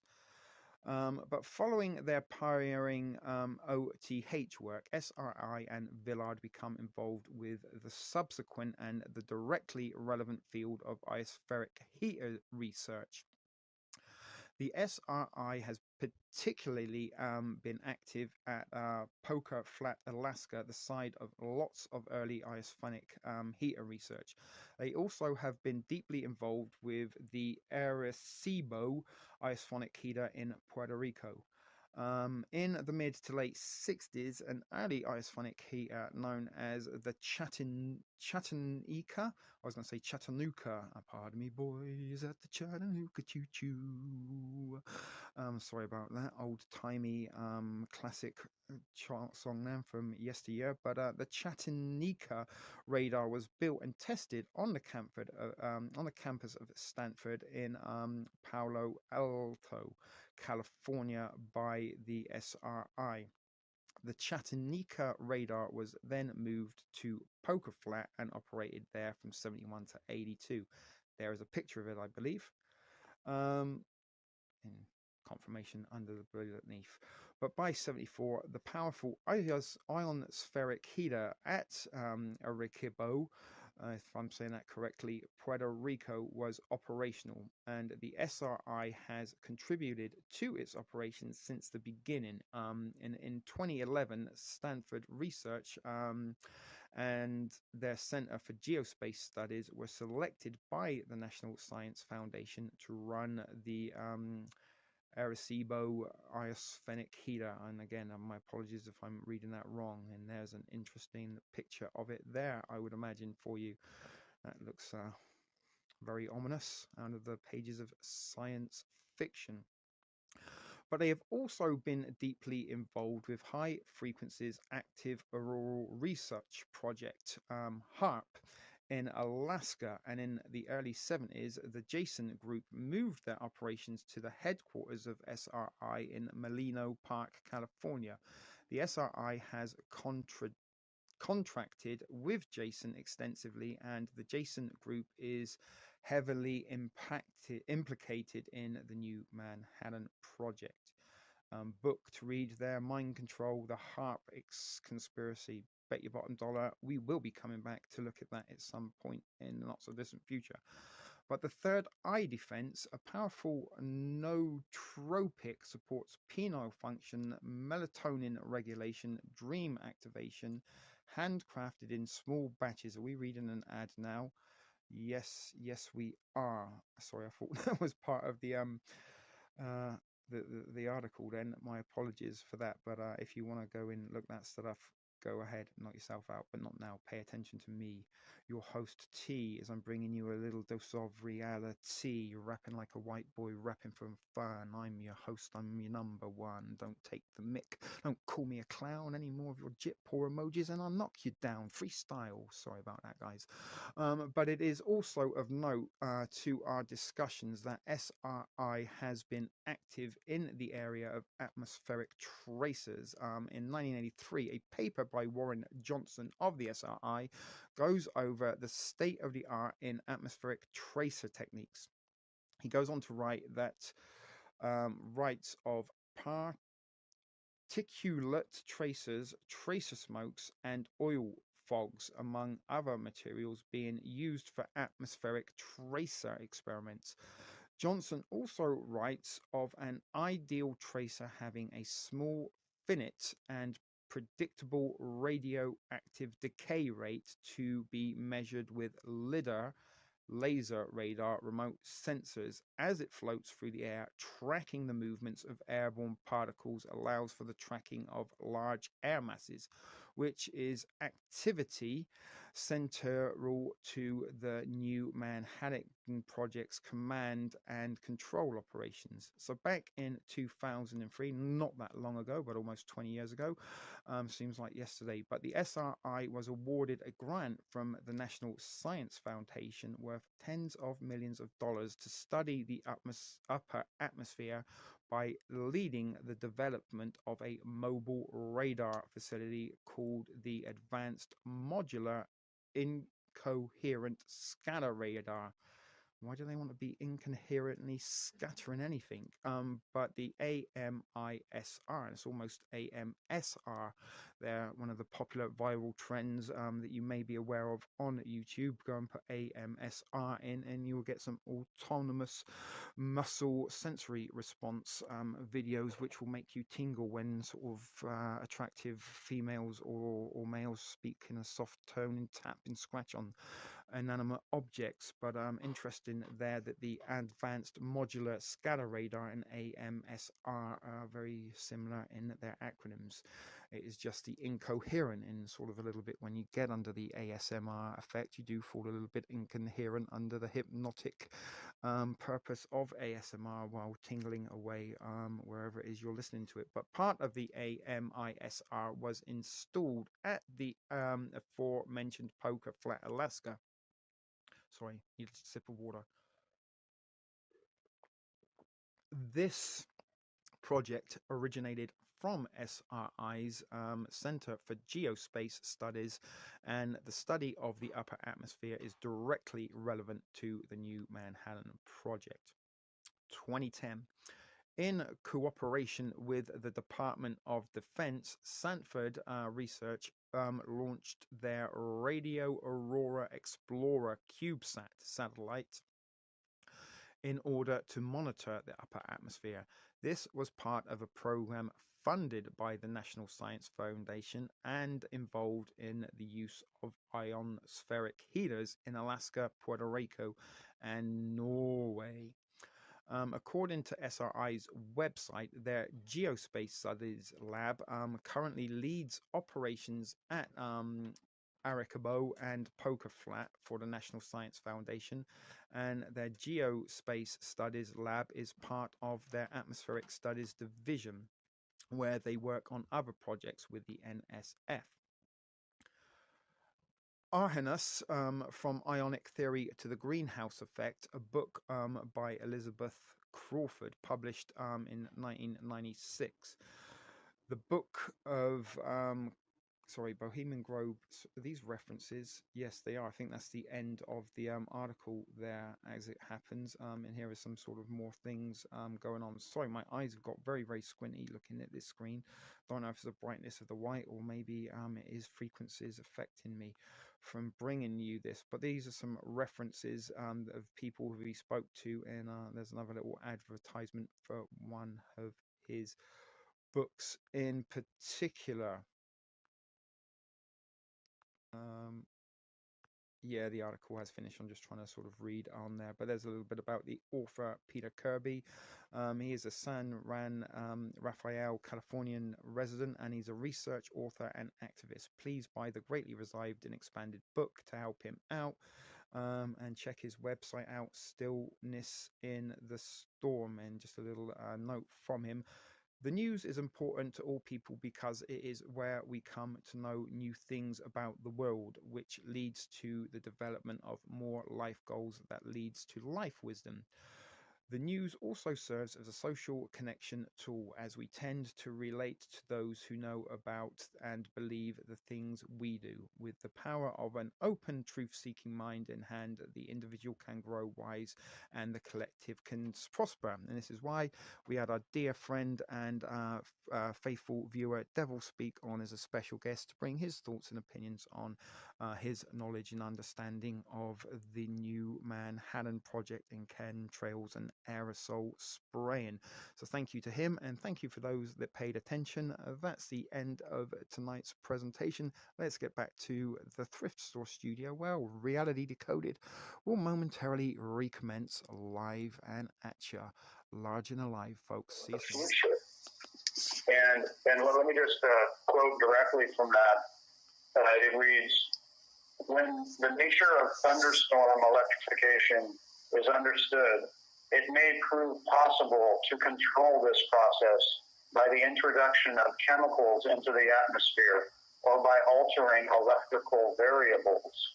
Such variables might be atmospheric conductivity, field and space charge, or perhaps the corona-giving properties of the Earth's surface. Next paragraph. When we become sufficiently sophisticated concerning the dynamics of the atmosphere, it is possible that weather may be controlled by the large-scale release of chemical or more probably thermonuclear heat energy. So they're talking about the New Manhattan Project here, and that's what the New Manhattan Project is. It's injecting particles into the atmosphere. I prefer to use the term saturating the atmosphere with particles, and in this case, we know that the particles are metallic particles.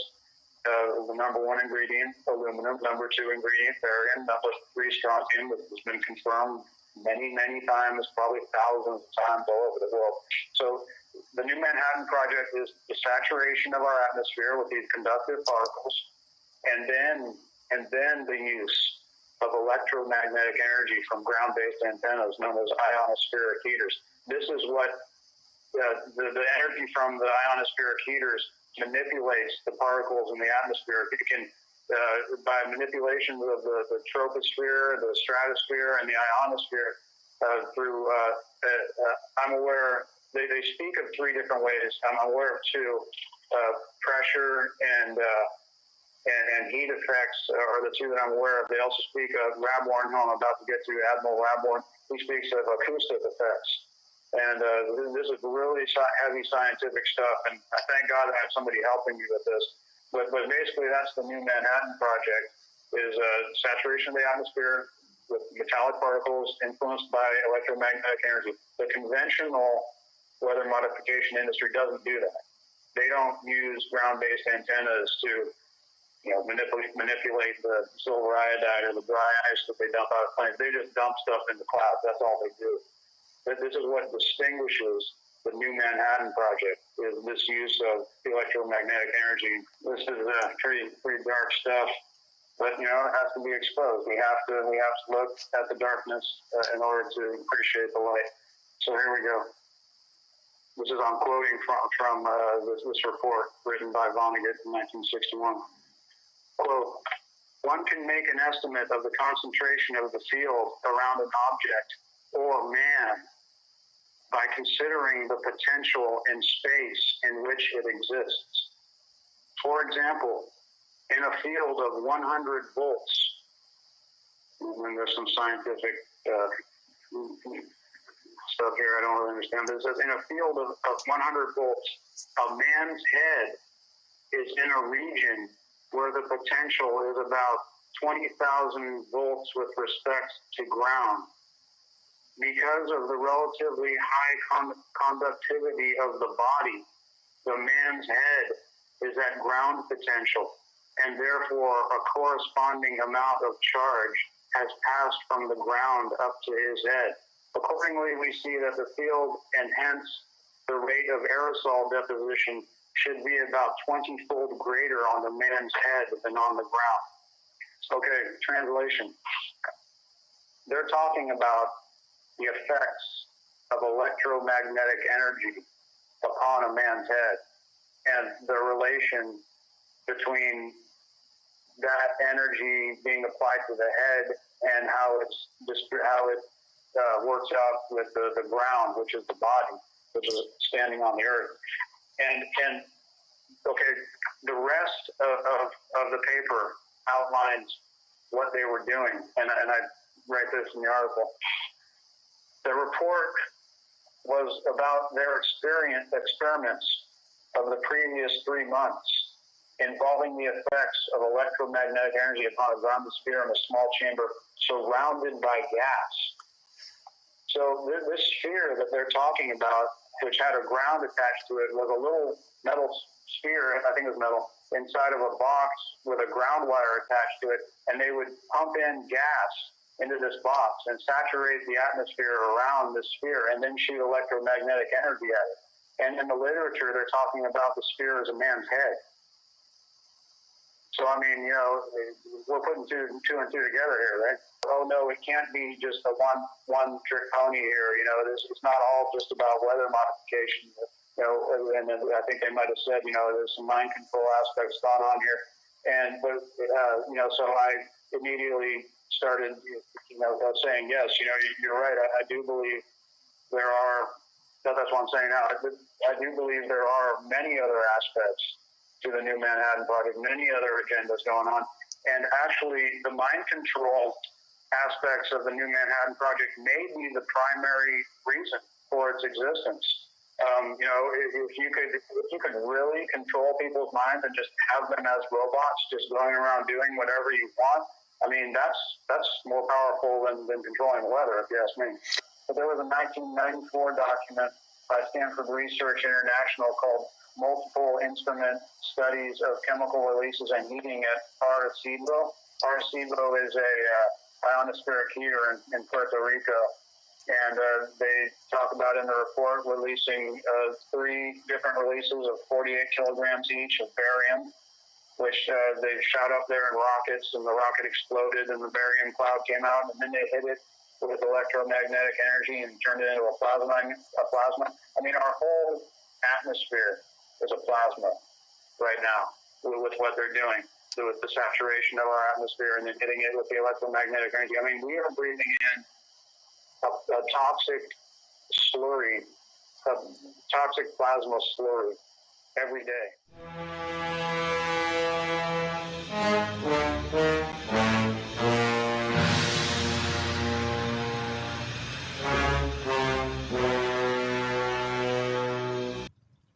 And welcome back.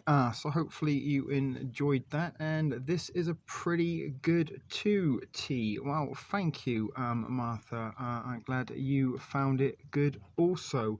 Interesting stuff about the bees there. They have been reported to be on the decrease and becoming smaller and smaller in populance each and every year, it seems. Remember that movie, Bee Movie, with Jerry Seinfeld? Actually very, very funny, but that was all about if we lose the bees, then pretty much our ecosystem ceases to exist. Let's get the camera back on. Let's get the presentation down. So I'm glad you enjoyed that. As it was a little bit shorter and sweeter because we did have Devil as our guest talking about some interesting things, and that was a little bit stuff about Bohemian Grove, which I think some of you must have heard of and were aware of, judging by the comments, but a little bit of their connection, what some of the stuff that comes out of those meetings are regarding to what actually goes on around us in our reality, and what these things in the sky and all these transmitters and satellite dishes and radio waves, electromagnetic waves, data waves, Wi-Fi,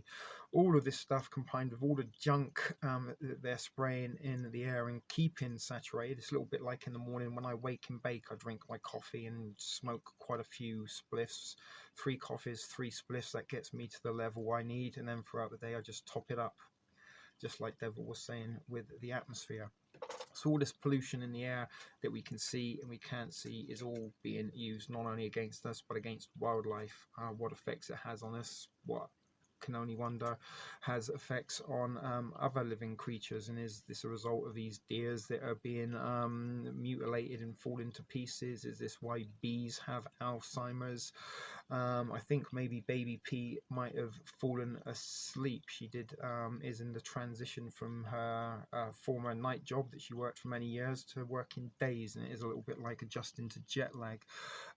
So lots and lots of pollutions in the air of a vast variety, and it is all very, very toxic to the natural way that not just humans but other living creatures on this planet.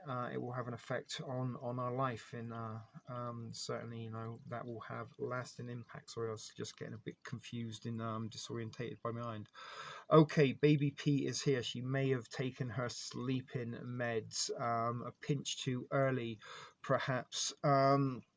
But nevertheless, I am going to sort of round this short because for today I just feel half asleep and my head sort of is going, the eyes are feeling heavy, and if not, that is an effect of some of the stuff we just seen, heard about in that presentation, and from Devils one can only wonder, but wouldn't rule it out.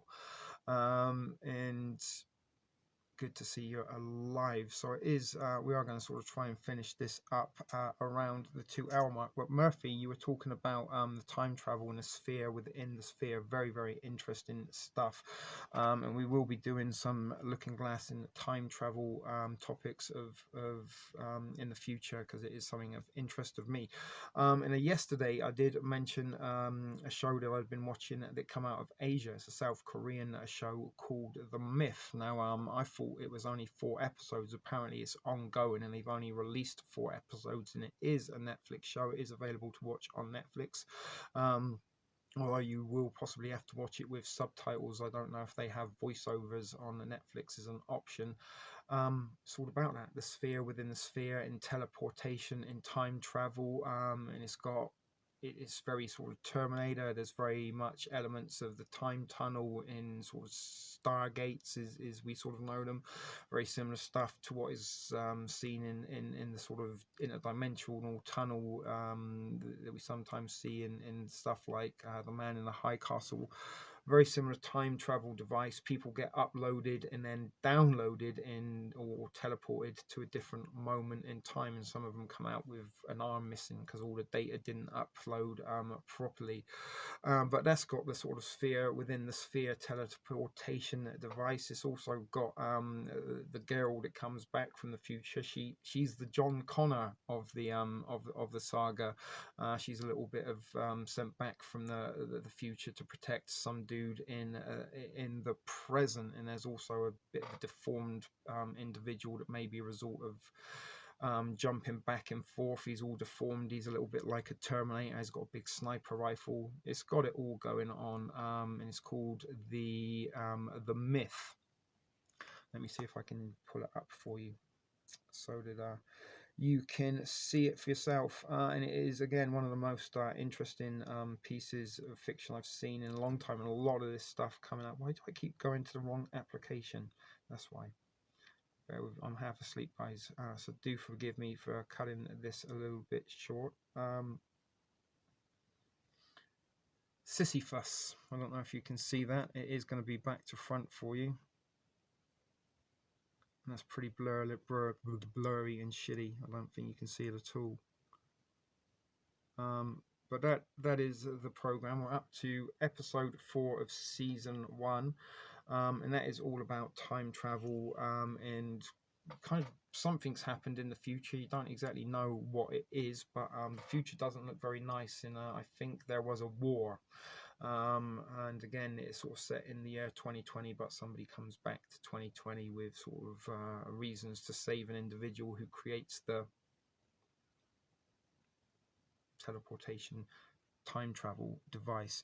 And the other not beautiful thing, but the other interesting thing is that there's an immigration or part of the immigration division, government, very, very secret, clandestine government organization that goes under the guise of immigration.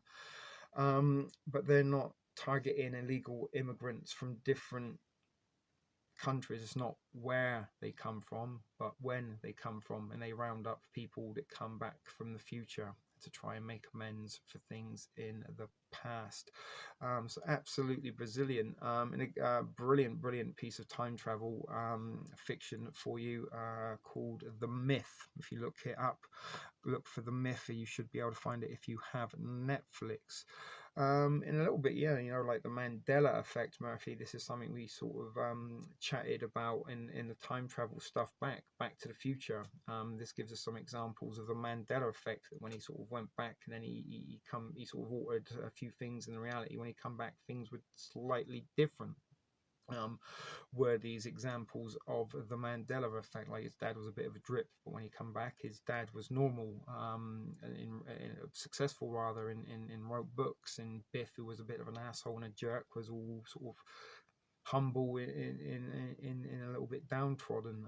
So was this examples of the Mandela effect. Is the Mandela effect people who have traveled back in time to make amends for things, and maybe those stupid little amendments are I really wish we called it the Bernstein instead of the Bernstein bears. Oh my god, why didn't we go with Sex in the City rather than Sex and the City? Let's travel back in time and change it. Or are these just little tiny experiments to see if people notice it and see if it does have an impact, and see if maybe the timelines interact, and if one timeline ceases to be or one timeline continues on, or if they become two separate, as depicted in Back to the Future 2, paradoxal timelines. Time travel is something fascinating, and again within the fiction of the Watchmen, Dr. Manhattan, the character Dr. Manhattan, is essentially the looking glass. He can see all moments of time at any given moment, although he can't really do anything to sort of change the events of them happening. I've seen a few of them too, Murphy's Law, as it happens. What was the guy's name? Oh, John. We spoke about him. I've forgotten his name. Not Turner. Total brains fart, and I was just talking about him, or looking and reading something about him the other day. But there was he had a website. He was a little bit of a phenomenon, and he come back and claimed he was from the future, and people like really bought into it. And he had a website, and I can't remember the guy's name. Bonsoir, Monsieur Gusset, Etienne. I don't know how you would say Gusset in French. There was a photo, of a guy in the 80s at a Tyson fight. There was even some stuff from a Charlie Chaplin movie, which looks like a woman in the background. I think it's a Charlie Chaplin, but she looks like she's on a smartphone. Tudor, that's it. Tudor or Teeter, John Teeter or Tudor. Thank you, Devil. That individual, he was supposedly, we spoke about him and in the three the time travel trilogy streams that we did 3 nights in a row on TSP TV. That is exactly it. John Teeter. Hello, Maiden. When did you sneak in? Are you the sneaky, silent, stealth-like Gusset this evening, just sort of snuck in on the shadow of ATN? In the IBM 5100, that was something we were chatting about, Devil, how IBM sort of provided the technology for the Nazis to keep track of the Jews in the death camps, and was also doing some stuff for the Americans at the time. But that's one individual. There's some videos about him, Murphy, on the internet about his time travel stuff, and we have I've had a little look at it before. So time travel, I think we might even have to sort of have a delve in next week when we come back live at 9 Eastern at Reality Decoded, and we'd love to have you on to talk about some time travel if you are willing to do so, Murphys. And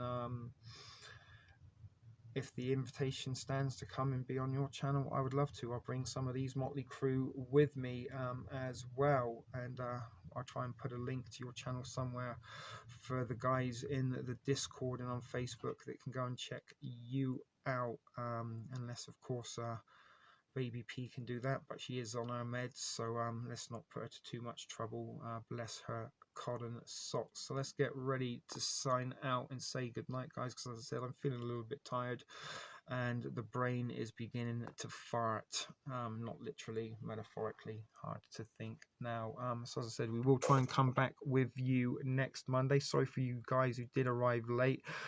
Yesterday we were some latecomers were privileged to an extra hour of entertainment, or whatever you want to describe Reality Decoded live streams are. But unfortunately, that stream, like the stream on Friday night, has now been blocked and not removed, but been blocked on YouTube. You can no longer watch it. Well, Murphy, give your details to Devil to text to me, and I'll get in touch with you, and we'll have a little chat off camera. Although it is a shame because Becky, what did we say? Always, when we're about to say goodnight, 15 people start to watch. And is that because the algorithm? I bet if I go on for another 20 minutes, we'd be down to 11 before we get too far into that. And now there's Glynis. Oh my God! All right, you know what? Let's save the dancing girl for another. You gussets every single time. And let's watch now. Let's check if the algorithm does fuck with us and start taking us down to maybe 13 or 12 in the next 6 minutes. I'd be very surprised if we get any more. What do you guys think? Let me know. Let's do a real-time algorithm check. Do we think that the viewer count's going to drop because I'm staying longer, or do you think we will see us get more people watching? It'd be good if we did, but I am sort of struggling to think a little bit at the moment. So you're welcome, Trip, and maybe you can come on and do a little bit of chatting about Plum Island. I do want to kind of include you guys as much as I can, and try and get you a little bit more interested. And sometimes having you sort of on the camera and having a chat is you can get a lot more information than texting. Although I'm not entirely sure we could have Nancy on as a guest caller. I'm not sure how we would be able to understand her emojis vocally.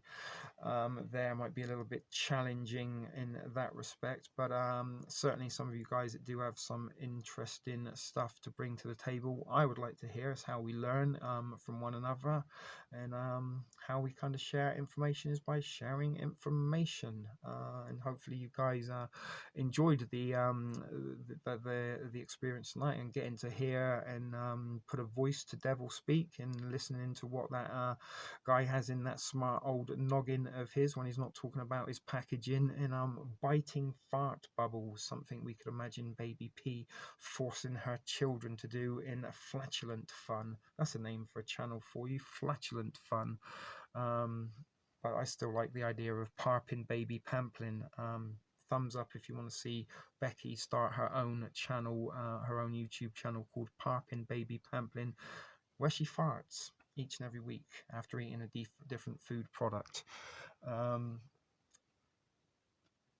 We might, do you know what? That's funny. I sometimes think that Nancy would make dolphin noises too, like emojis. I don't know what the fingers are doing. Maybe that's how she generates the emoji magic, and they sort of shoot out of her fingers. Maybe, you know, see, if Clash of the Titans was in today's time, I don't think Medusa would have snakes. She'd have emojis on her head. What do you think, guys? Sorry, we are getting a little bit silly. Maybe we're sort of, I'm what's that word when mothers come out in forced labours, when mothers' children go into labour, women kind of feel the labour pains. I'm feeling the symptoms of Baby P's medication, I think, through association. We do try to end the show with a little bit of a laugh and a giggle, Murphy, to be quite honest with you, because sometimes the topics do get a little bit dark and disturbing. And again, you know, we tease the one we love the most, and Nancy is our very special lucky Cajun rabbit's foot down there. Actually, she's a rabbit foot emoji. Becky P, is that Murphy's channel there? If it is, thank you so much for that. Even under the influence of narcotics, Baby P is on the pulse with things.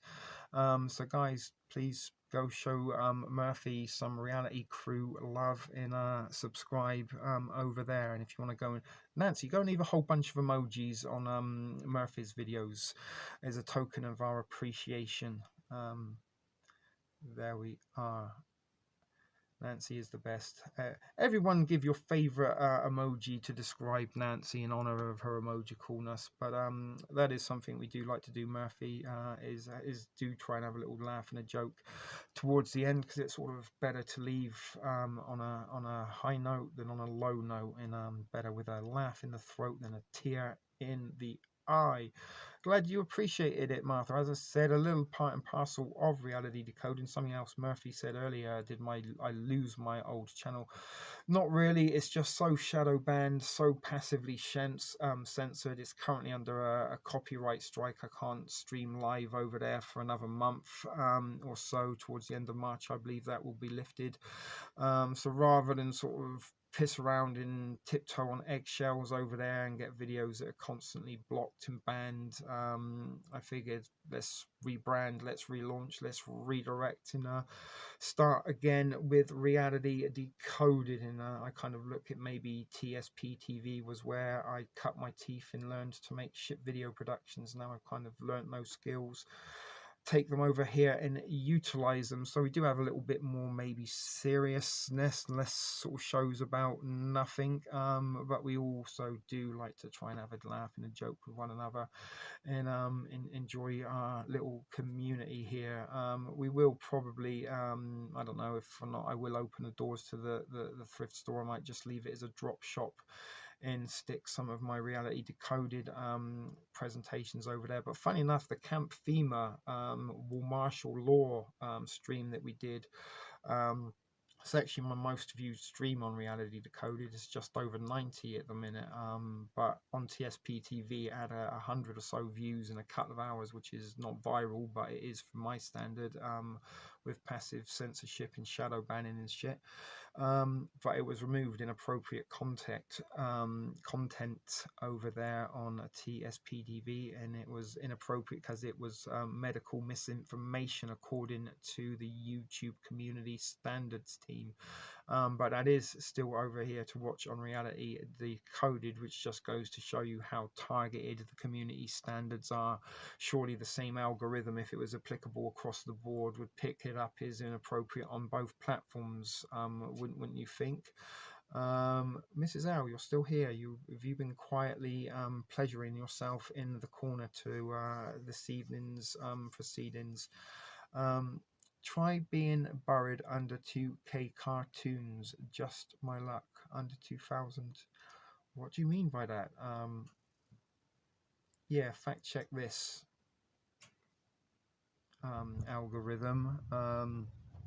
And it's very funny because I actually had the Reality Decoded community standard team look at it, and we actually do operate on a much higher community standard level than in YouTube. I mean, we prime ourselves here at Shit Video Productions on our community standards, and I run my video by them, and they said no, this is actually very, very factual and important information, and don't really know where or how the YouTube community standard team could have come to such a foolish and inaccurate conclusion. But you know, unfortunately, the Shit Video Productions community standards team is not recognized by YouTube, and I don't really recognize them as an authority figure there at all. So I don't really accept their decision, and unfortunately there isn't any way to appeal, but certainly the Shit Video Production community standard scene, and again we just piss all over your level of standard. I mean, if YouTube's here, then good God, I'd have to get on the roof for you to show how much of a standard of higher the Shit Video Productions community standard team operates in comparison. So just let that sink in. But again, we think it's fine on our side, but YouTube doesn't. Sorry about that. Who's in the naughty corner? They have a cartoon called Murphy's Law.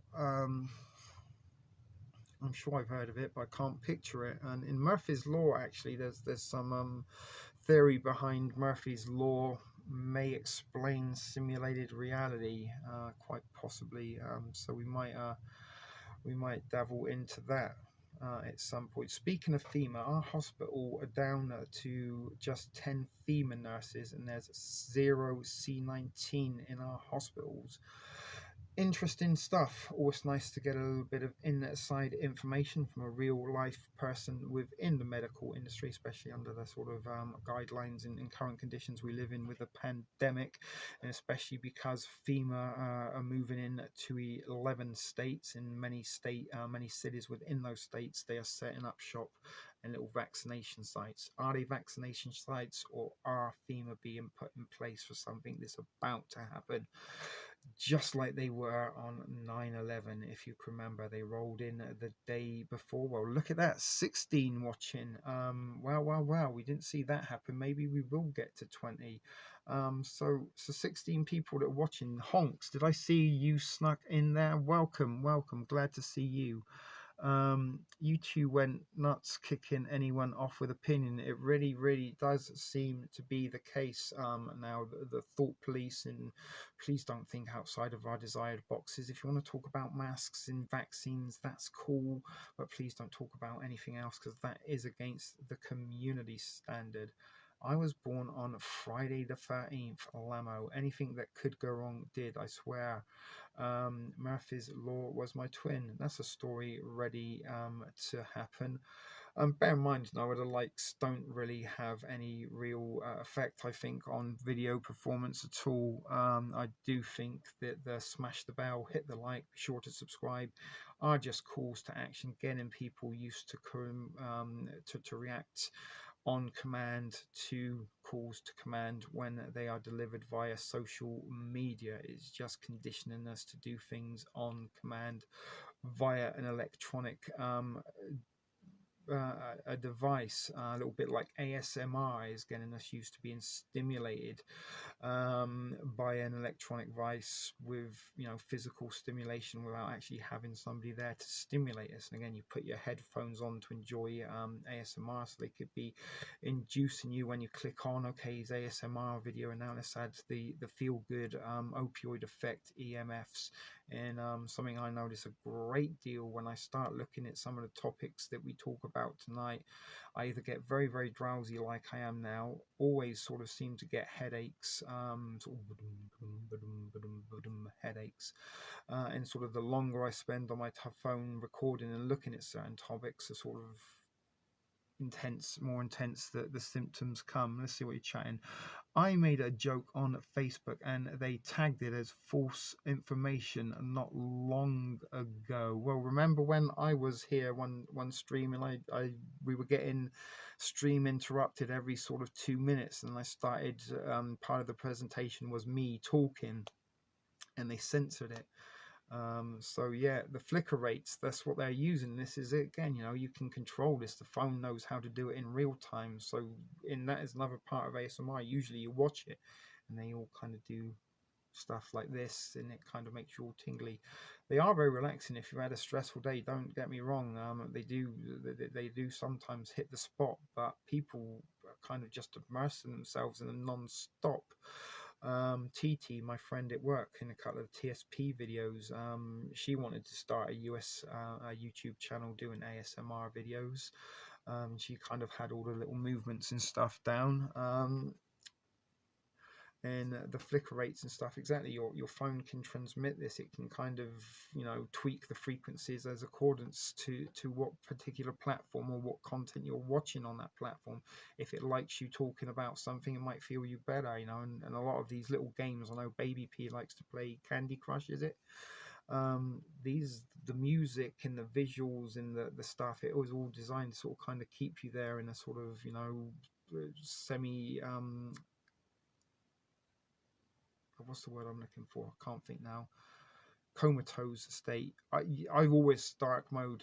Everything on my phone is dark mode. Although we are in black and white, I've been dark moding since years and years ago, even before apps were dark mode. Try and dark everything up, but yeah, I try to dark as much as I can, but unfortunately some of these apps, and when I was reading the presentation today, halfway down it, my eyes started flickering and stuff, and we do know that is stuff that electromagnetic frequencies can control over us there. There was a room and a clique of patriots. All of a sudden, all started fighting. This again is can be done electromagnetic frequencies. Crimson Mist, what they did out in Rwanda, that was a similar thing. And in Project Blue Book, the TV series, I think it's on History Channel, real life UFO stories. Again, is this normalizing us, getting us used to the alien agenda? But there was an episode in there where they were investigating something, and birds were flocking into where they were putting this frequency out. And when the flocks of birds, same thing happened. They started attacking and pecking each other to death once they hit the pocket of frequency that was making them angry. Yeah, you keep talking about colloidal silver and copper. I'm not entirely sure what that is exactly. I've heard of it, but I haven't heard. And again, it's a little bit why I put things in black and white. It's not so glary there. If you do, many principles. This is the dark mode. Hope you like it. I like the dark black and white. There's not many YouTubers that are broadcasting in black and white, I don't think. And you can see good old. Actually, look, I found a bit of trasher today. Look how cool this is. I love Breaking Bad, and someone put out it says "Yeah, bitch." Um, it's got Breaking Bad. You can't actually see it. It's like silver, but it's got the blue, the Heisenberg blue. So that was a little bit of a kind of good find today. Blue blocker, blue beam, dark and sexy. Yeah, I do look good. Everything looks better in black and white, I think. I won't go as far as saying sexy, but it is Sunday night. Maybe you are having some love time, all on your own, there in the dark. Mrs. L, you and me on a Sunday. Flicking your bean, 1, 2, 3 to you and me. I'm T. Sorry about that, guys. I was just giving a little bit of sensual not atmospherics. What is it when it's noise? Never mind. Fuck knows. It is getting late. I did tell you I was brain dead. And it is the end of the week. And I did go on at least a few minutes longer for those of you who come in a little bit late. As I said, I don't like anybody to miss out. Was that an ASMR effect? Maybe you should put your headphones in and we'll try, because little baby, not baby P, baby V, bless her.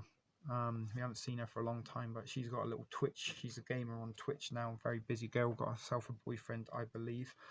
But she used to say she'd get the ASMR effect, especially when I used to crunch up ramen and things. And baby P, just for you.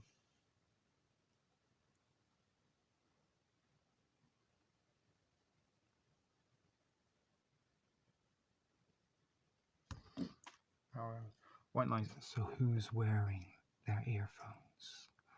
See yourself walking down a staircase.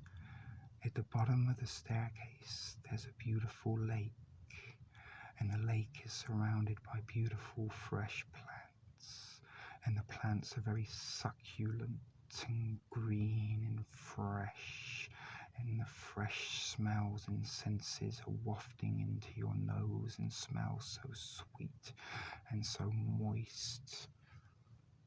How did that do? That's actually yours, Devil.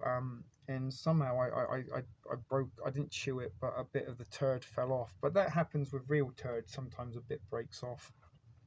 But there you go. But I was kind of using that to be the Nazi belt earlier. And again, we are shit video productions.